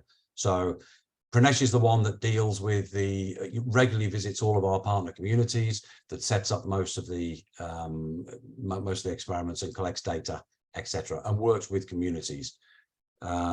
So the idea with this project, it will be USP based. The field work would occur at partner communities in Fiji. Thank you, Linda. Thank you very much, Paul. Now there's one more.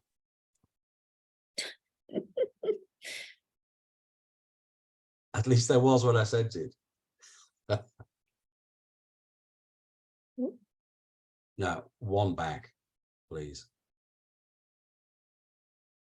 Okay. So that really is a project that we'd like to suggest for Fiji. One that involves both Fiji and Tonga is based around the genetic structure and population connectivity of pearl oysters in Fiji and Tonga. And this is quite, for the right student, this would be a very nice project. The Tongan Mabe pearl sector is built on oysters that were brought from Japan by a Japanese company in the mid-1970s. We are unsure whether the same species is endemic, whether they brought them in for a certain quality of pearl to be produced, or whether they brought them in because they didn't exist previously in Tonga. So all of the culture of pearl, so that the whole pearl sector in Tonga is based on hatchery produced juveniles. And because of that, there are issues potentially as well, genetic or bottlenecking issues, if you like. So this project is based around some of those questions. So natural stocks, information on natural stocks, information of what is happening genetically through repeated hatchery production is vital for continuation or continuing the expansion of that sector. And other aspects of this relate to the photograph shown here on the right. Gold is one of the most desirable pearl colors. The picture shown here still has the animal in, so the pearl hasn't been harvested. But again, basic information around the genetic makeup of the stock, which could form the basis of selective breeding in the future in Tonga, given that all of the supply, all of the oysters used are produced in the hatchery, i.e. Would provide a good basis for selective breeding in the future. Thank you, Linda. So potential research issues here on the genetic side: investigate the genetic origin of Tongan oysters. Are they endemic? Detect any residual genetic bottlenecks in cultured populations because of the limited number of broodstock and continued culture from the hatchery, again with limited broodstock. Determine levels of genetic diversity within the wild and cultured oyster populations and the presence of local adaptations. Look at connectivity with Fiji.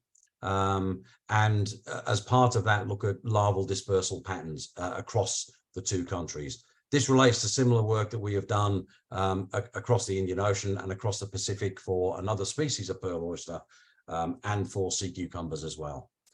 This work would be done in collaboration with Dr. Manal Lau, who is also, like Pranesh, is a Fiji-based research scientist on the current ACIAR project. The field work will be done in Tonga and the analysis will be done at USP. I think that's it, Linda. Thank you, Paul. That was great. A little bit longer than 5 minutes, I have to say, but thank you. No, I think a few that have come before have pushed it as well. Once you get you talking. I'm just very aware of the time, everyone, and we have 2 more presentations and then we'll go out into the Zoom breakout rooms. So our next presenter is Dr. Charisse Adensall, who is also from the University of the Sunshine Coast.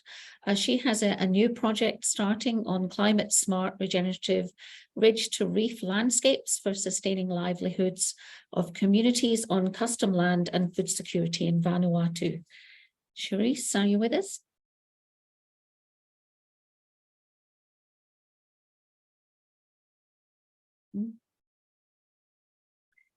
Perhaps, sure. I can see you. There you are. Thank you. Sorry, having a little bit of an internet issue, but I'm here. I'm using a cafe Wi-Fi. Oh, so I hope you. it's not too noisy. But are you okay to do the slides for me? Yes, I'm ready for you. Okay, great. Thanks, everyone. Can everyone hear me okay? Yes, Charisse. Yeah, okay, great. So morning, yes. We're in afternoon now. No, we're still in morning here where I am. Maybe afternoon for many of our Pacific people. But I'm really excited to be presenting today. I'll try and keep it really quick to meet the time. But I'm presenting on the ACIAR project in the Social Systems Division titled Climate Smart Regenerative Ridge to Reef Landscapes for Sustaining Livelihoods of Communities on Custom Land and Food Security in Vanuatu. The University of Sunshine Coast is the Australian commissioned organisation, and the Australian Centre for Pacific Islands Research is also a collaborating partner. The project is going through the Department of Environmental Protection and Conservation as the government entity, and the in-country project lead is Lorana Raquel Takataki. She's the operations manager for the not-for-profit organisation Regenerative Vanuatu. This was formally registered in Vanuatu 3 years ago, I think. However, it has Indigenous board members from throughout the Pacific, Australia and New Zealand. Regenerative Vanuatu's mission is to build climate smart, resilient regenerative communities and regeneration of Vanuatu. I don't believe I probably need to explain Vanuatu to the Pacific colleagues. I know it's a different term in many countries. Fiji, I believe, uses Vanuatu, but it's really about the community and land that you identify with. So the vision of Regenerative Vanuatu is to restore pride in Indigenous food culture through regenerative agritourism and food tourism, regenerative farming and food systems, and regenerative landscapes. We're also working with the Global Agritourism Network Pacific Committee, which was launched earlier this year. And our other partner is Live and Learn Vanuatu, who are applying really innovative approaches to conservation management through their ranger program and their carbon projects in Vanuatu. And thanks, Linda.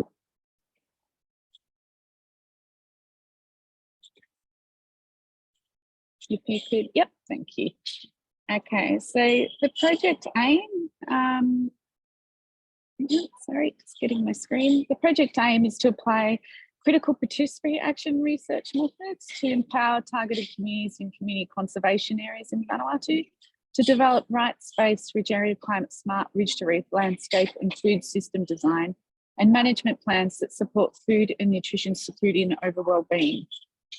So therefore, the research project aims to work with the communities that are either in the process of acquiring CCAs or have already registered CCAs to develop a model for guiding management plans within their CCA and buffer areas and support climate smart ridge to reef regenerative landscapes. Thanks. So this research came about when we were actually working on a agritourism program with some operators up in the north. And we went up a few years before for an FAO project where they established a CCA with the Department of Environment. Within that CCA, there was incredible sophisticated traditional agricultural systems that had been passed down generations. Particularly one that stood out was the water terra gardens. Now this agricultural practice is inherently climate resilient. It improves biodiversity. It's actually a fish breeding habitat area and many other insects, etc. And it's a highly sourced crop within the markets. Literally, when water terra hits the markets, it's sold out very quickly. So it's something that needs to be supported and protected. However, when we went up just recently for our agritourism program, we saw these gardens have been removed from the CCA. We talked to the community and they were told that they're not allowed to grow food in a conservation area. So there we saw already that these are either a miscommunication or potential, definitely maybe application of a Western style approach to conservation that we thought could potentially be impacting not just on traditional knowledge systems, but food security. So we then developed a project to get a better understanding of what's going on within the communities that have formalised CCAs. Thanks, Linda. So this is a lot of text, but I just wanted to show how our CPR cycle links the research questions, objectives and outputs. I won't read through all that, but if anyone wants to contact me, I'm happy to share this cycle and explain more outside of this presentation.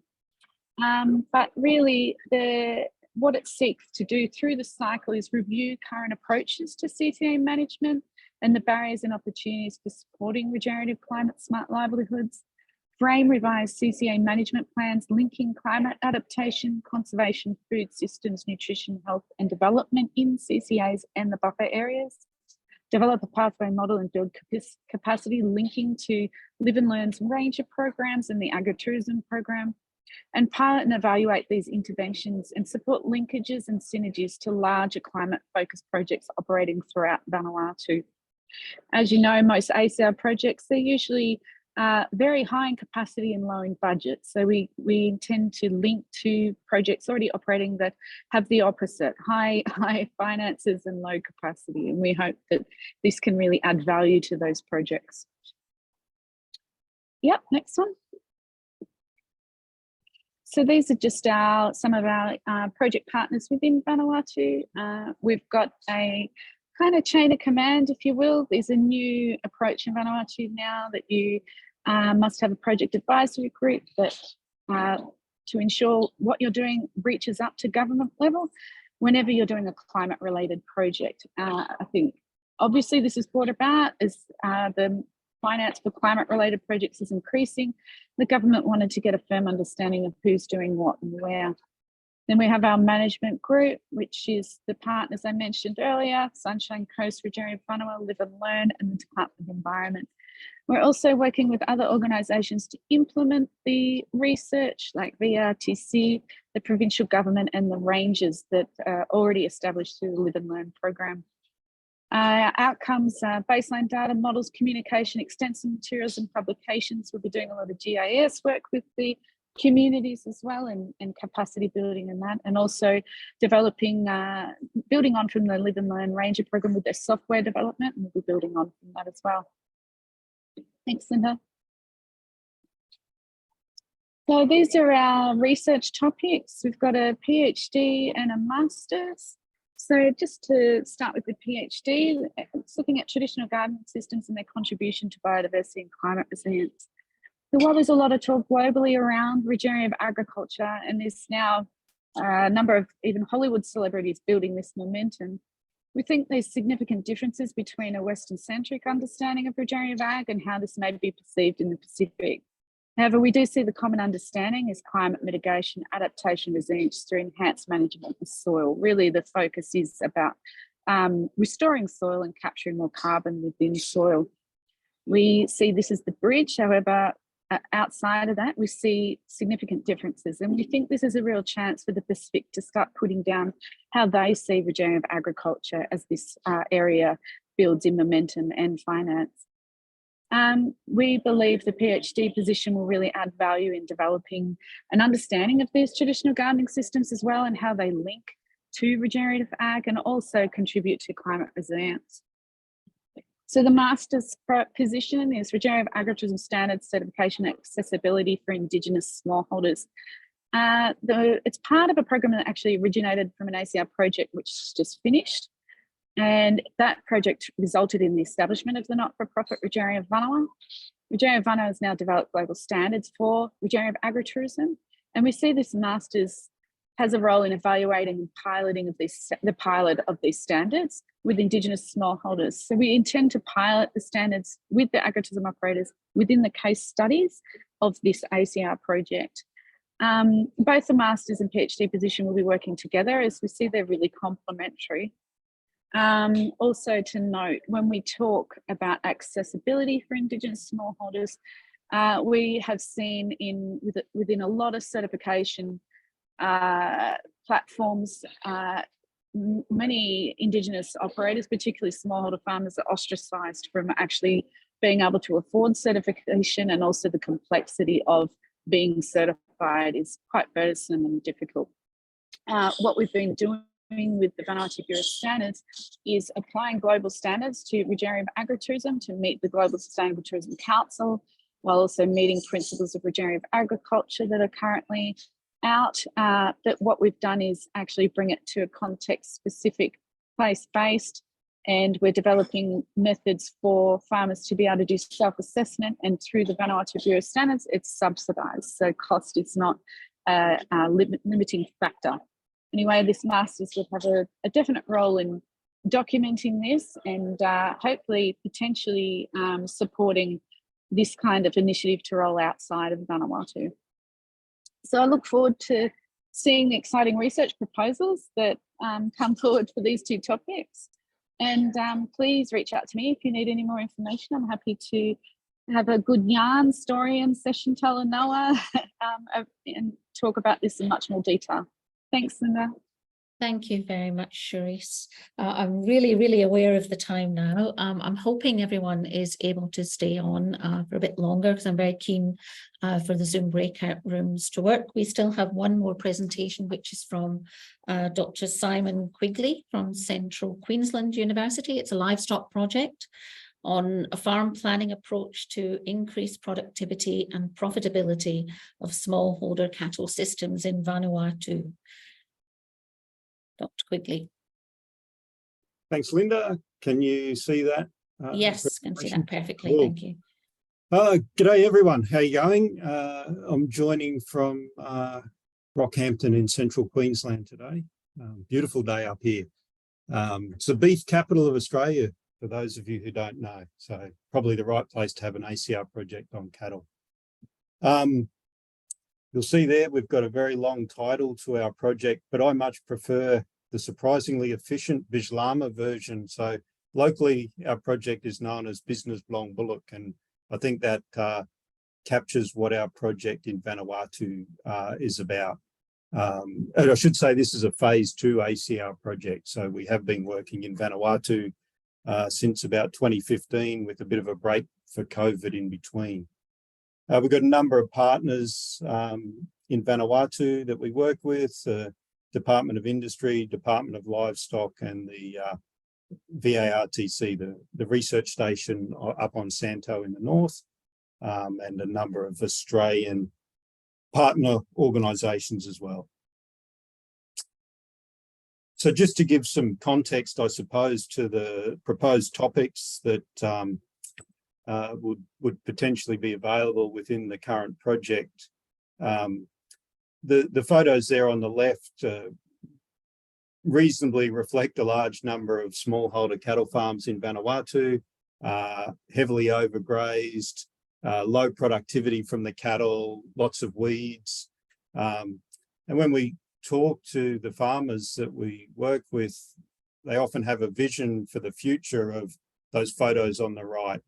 More productive systems, no weeds, and cattle in good body condition. So they got this vision, but there's many questions about how to go from where they are now to where they want to be in 5 years' time. And so that's what our project is really about, how to help those farmers build a farm or improve their farm. And when we discuss this with them, we appreciate that there's a range of external and internal factors that are involved here. So there's policy, legal factors, there's environment, social obligations, and obviously availability to resources. And so the farmers have to take all that information to help them improve and be considerate of that when they're improving their farm. And we try to explain to them that building a farm is very much like building a pyramid. You need a good solid base, and then gradually, incrementally add to that to improve your farm over a period of time. And I believe as they start to build this pyramid and move further up that pyramid, the level of sophistication increases, the requirement for inputs, there's increased costs and increased risks. To give them some idea of what we're talking about here, at the bottom, it's basically building capacity. That's the basis for building a good farm, and then incrementally increasing, I guess, the level of inputs up there and to improve their farm. And getting right up the top, you have things like improving genetics and so on. Many farmers want to start at the top and start with improving their genetics without all these lower levels of that pyramid first. And so we ask them what will happen if they start building a pyramid upside down, and of course it'll fall over. And so it's a pretty clear way for us to get a message across that there is probably a better way to think about building a farm or improving a farm. And the approach that we're taking in the current project is business planning and a farm improvement plan. And so I'm just demonstrating this because that's the umbrella under which all these little activities can potentially sit. So using a business planning or farm improvement planning approach to plan activities over a 5-year window. And you can imagine that a smallholder farmer's probably got many, many questions that they want answered. And to us, they're the research questions that our project then addresses through a on-farm participatory approach. We're kind of using a bit of a farmer field school model and these types of things to help them answer those questions, to help them along their journey from preparing their farm improvement plan and then implementing it. I'm a pretty simple sort of character, so we break it down into a few key themes. Feed, cattle need feed, cattle need water, a cattle farm needs management, you need a market for your product, and you need the capacity to implement this plan. So the student topics that we've put forward are very vague, pretty high level, but that's part of the journey for the students, right? To focus in within a broad area. So the potential topics that we've put up are around weed control, forage budgeting, a tool for forage budgeting, and looking at carbon accounting under some of the grazing systems in Vanuatu.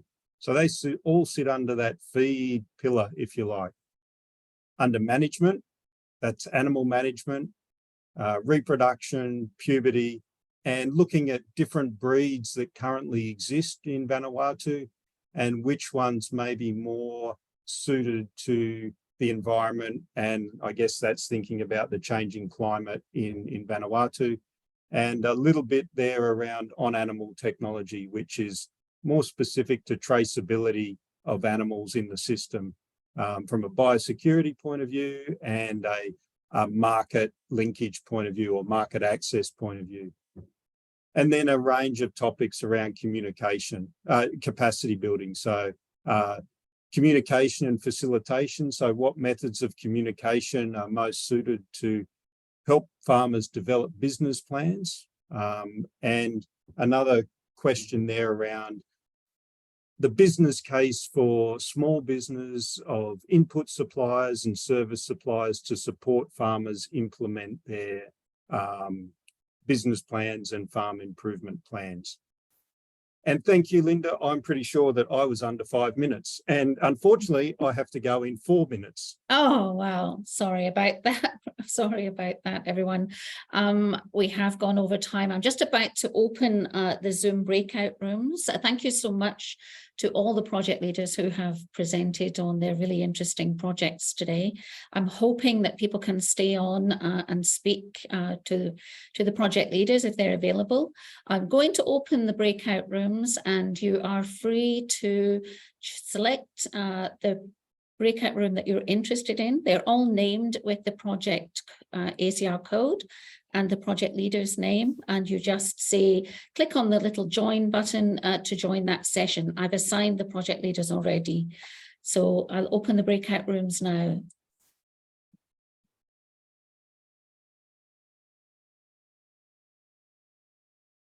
Can everyone see those? No. No. Yes.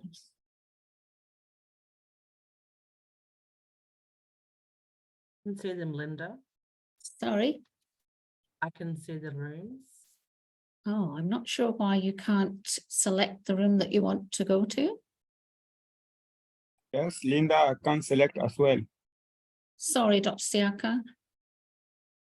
Bree, are you able to help? What I can do is start assigning people a room. Can anyone see the breakout room box on the bottom of their Zoom screen? No. Oh dear. Or if you go to more, I might just share I've gone to more, but I'll just share my. I see the breakout from more. Oh, I'm so sorry, everyone. I'm just sharing my. No, that does not work.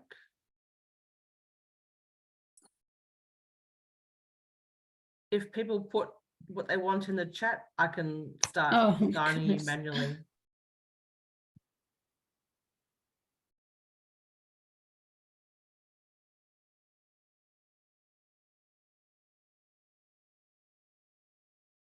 Maybe it's something I can have a look in the background, Bree, while you start doing that.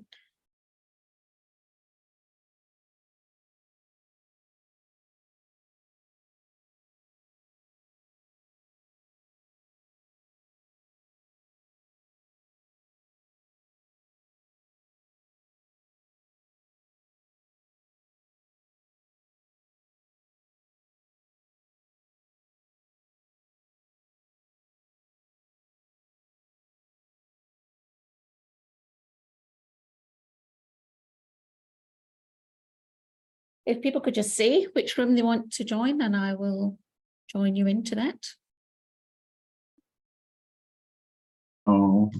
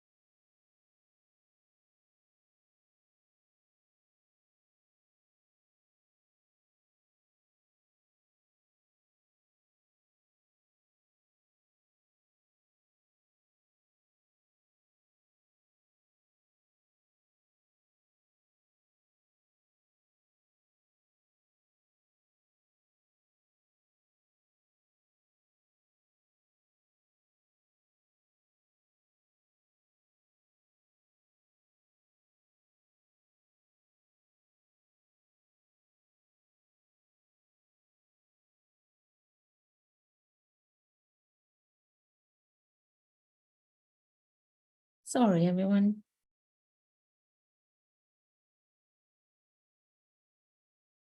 Linda, I can't decipher the codes to go into from. If someone says horticulture, can you be more No. specific? Because there are 4 horticulture rooms. Yes. Thanks, Chris. Simon, I mean.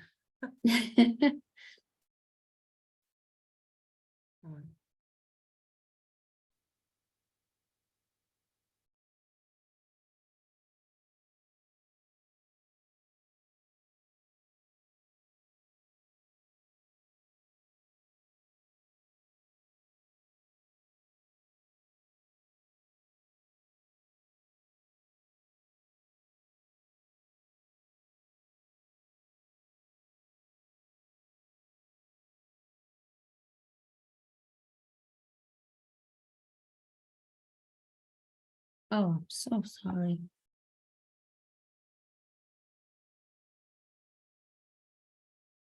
Raina, which climate change do you want to join? The first one. So with Doreen. She might not be there. Oh, I mean, I can probably. I've chucked you in there. I hope it works. Yeah. No, it hasn't worked. I'm still here. Rena, which room would you like to be in? I've got it now. Oh, okay. Thank you. Rosemary?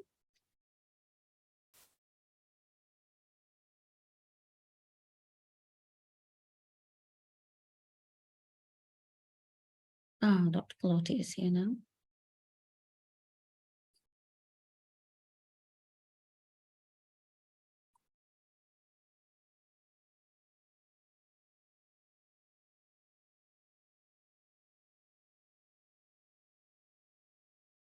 If somebody is in the room here and they want to join a breakout room, could they please let me know?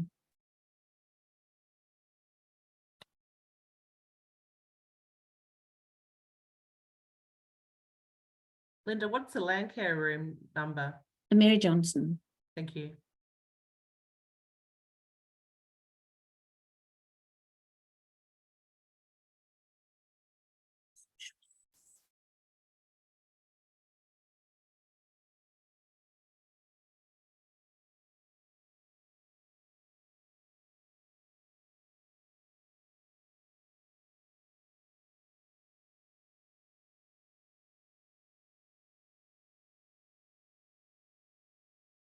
Yeah, it's got more than one horticulture. Okay. So,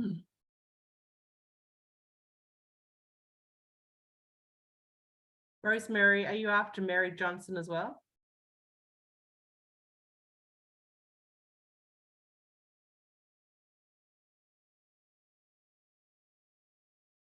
Pranesh.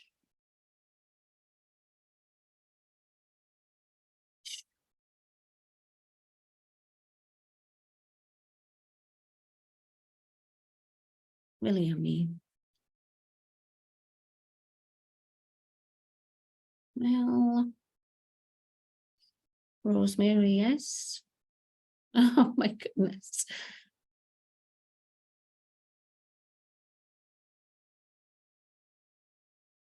Please bear with us, everyone. We're doing our best. Yeah, to I'm get you so in. sorry. If you're here in this chat, in this main room, and you want to go out to another room, please do let us know which one it is.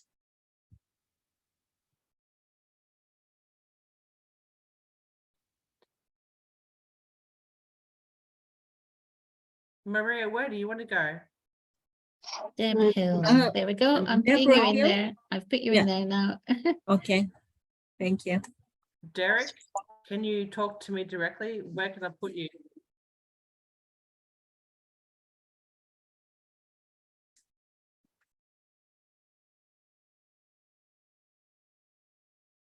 Penai.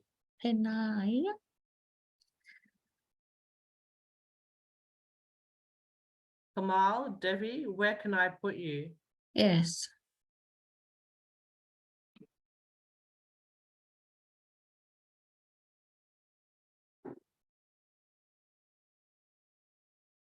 Please, can people speak up. Speak up, don't be shy, we're here to help you.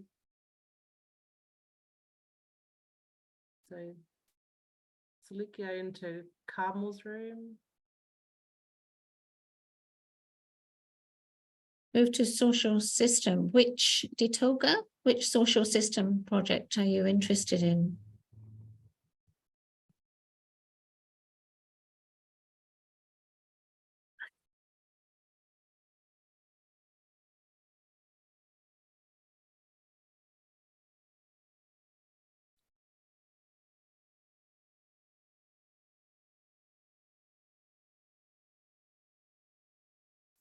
Giovanni. 2, 1. Togo, which social system, please?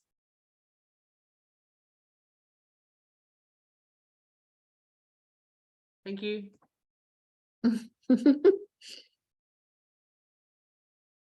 I think Deborah is not in, eh? Oh, sorry.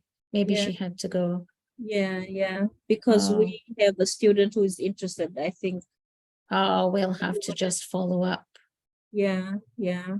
Atama, where can I put you? Rosemary. It's okay. We might just have another meeting together later. Okay, sorry, Mary. Yeah, sorry, this has been No incredibly difficult. No worries, Linda. No worries. Okay, bye. Thank you. Yeah. Derek, who would you like to talk to?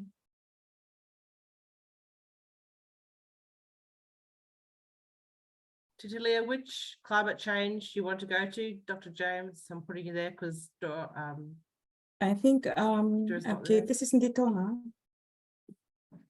I miss you, sorry. Sorry, what did you say?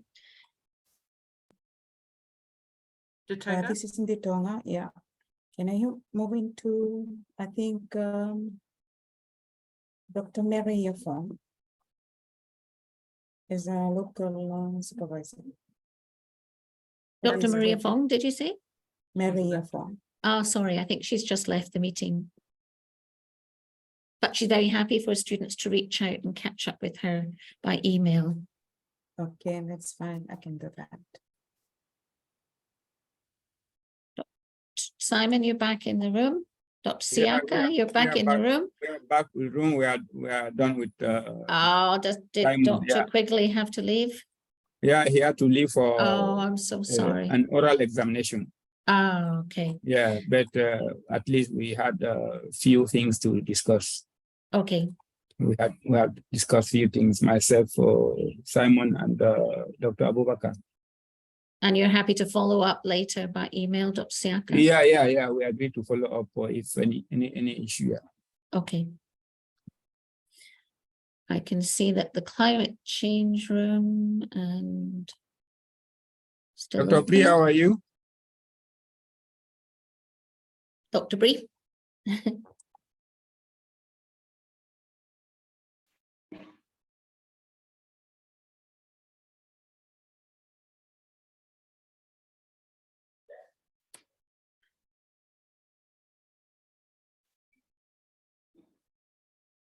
Thank you to everyone for staying on longer than the meeting was supposed to be.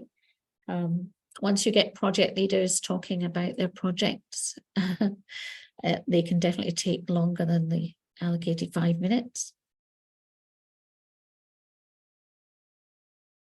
Is everyone here who is a prospective applicant, do they know which project they're interested in applying to, or even which university they're interested in applying to?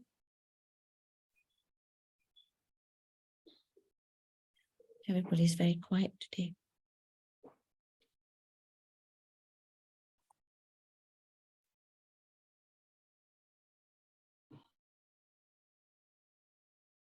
Today's your best day to ask some questions before upcoming sessions. So even if you want to write something in the chat, we can read the chat. Yes, if you have a general question about the scholarship, that's not necessarily about the individual projects. This is an opportunity to ask.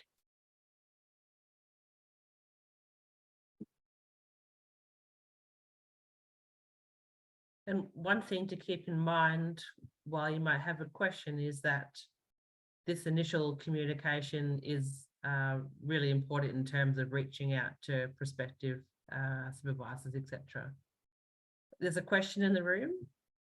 Vitoga? Thank you. I have a question regarding the application.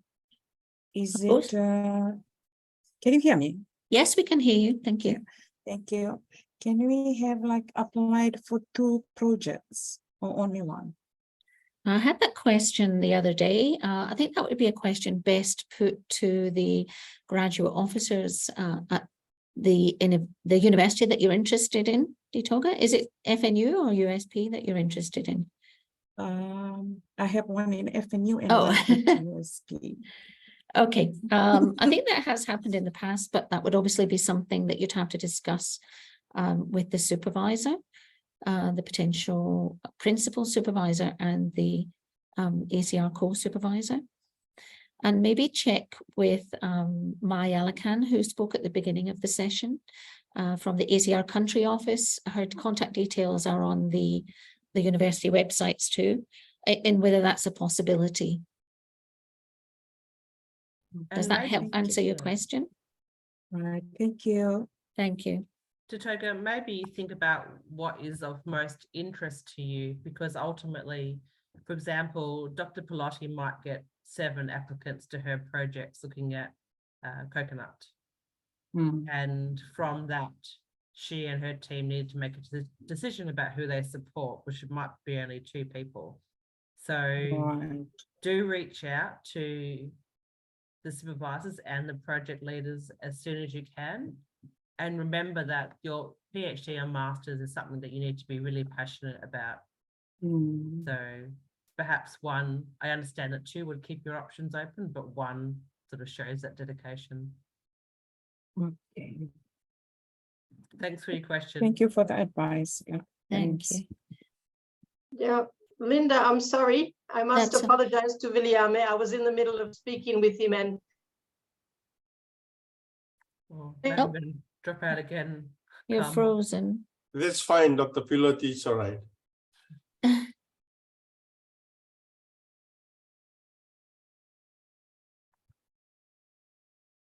Carmel, you're having trouble with your internet?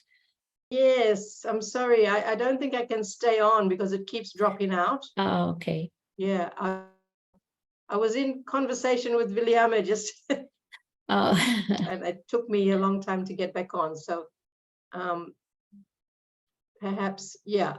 Okay. I'm not sure. We don't seem to be in the breakout room anymore.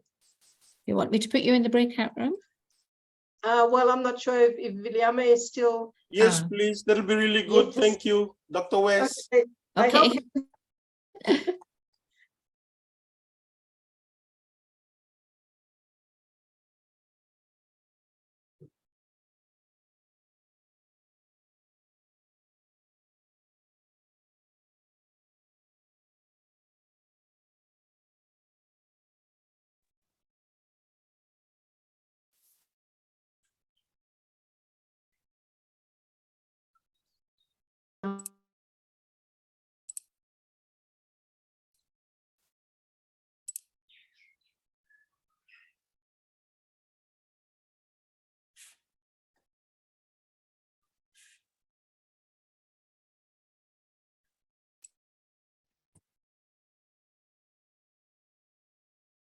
No, we seem to have lost Dr. Pilotti again. Oh, there you are.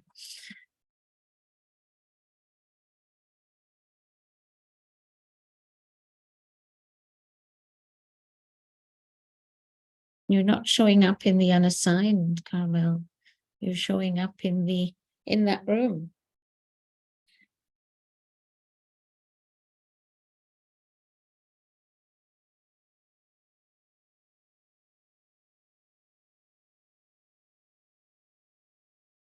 You are here.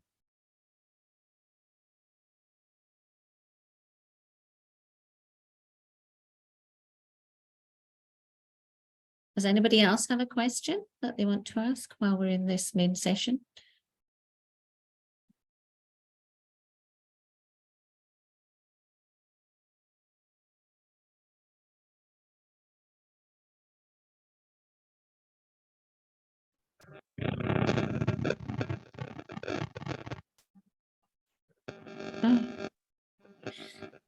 saying that the breakout rooms will close in a minute.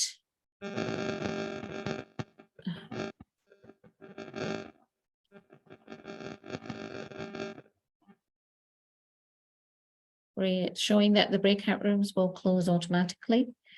And perhaps we'll all come back into the room. I'm so sorry, that was really difficult for everyone.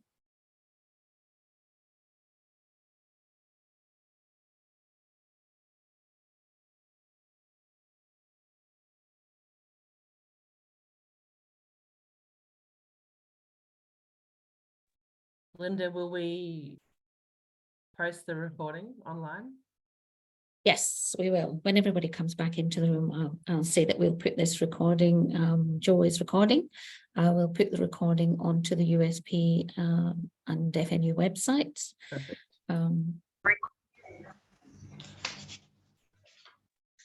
Linda? I think that's everyone back in the room again. I'm sorry about that. The Zoom rooms were very, very difficult, and please accept my apologies for the organisation of that. I think thank you to everyone who has stayed on longer than the meeting was scheduled for. I really appreciate that. And if people would like to have further sessions with the project leader and potentially a much more individual facilitated conversation, then please do reach out again to the project leader using the email that you find on the university websites in the project list. I'd like to take the opportunity to thank everyone for joining today. And as Bree mentioned, the recording will be on the university websites. Does anybody have a quick question that they want to ask the group today? Kamal? No, ma'am. Thank you. Sorry. Linda, can I just Of course, mention that on the FNU website, there's a slight spelling mistake in Ben's email address. Oh, okay. So please, use Ben McDonald as spelled in the header and not the. Don't copy the email. There's a little twist. Thank you, Uta. I think Pooja is in the room here. Perhaps she would be able to fix that for us. If not. Yes, if you could fix that, that would be great. Thank you very much. Thank you. Does anybody else have a question or a comment? Linda, I just wanted to say that we had emails from Sami, Hosja, and Ayaneti Lu with regards to interest in a couple of topics that we had proposed for PhDs, and we couldn't meet them in the breakout rooms, but welcome to discuss further at a later stage. Maybe we could have separate meetings when Willie is also available. Thank you very much. That's a good idea. Sorry, Mary. Just very quickly, my oversight. Just a plug for Dr. Shipra Shah, who's on with us today. She has a project, agri-based ecosystem services. So anybody interested in that, please contact Shipra. Thank you, Mary. Good plug there. Thank you, Dr. Shipra. So please, again, accept my apologies for the Zoom breakout rooms. It worked in theory and it worked when we practiced, but it didn't work today. I'm sorry. Thank you to everyone for joining. And obviously, any further questions, please do reach out to either the ACIAR graduate officer at USP or FNU, or to myself or anybody else in the PASS team. We're all willing to help and reach out to the project leader too, and the potential nominated supervisor at either USP or FNU. So thank you very much, everyone. Thank you. Have a lovely weekend. Thank you. Bye. No, Marroy.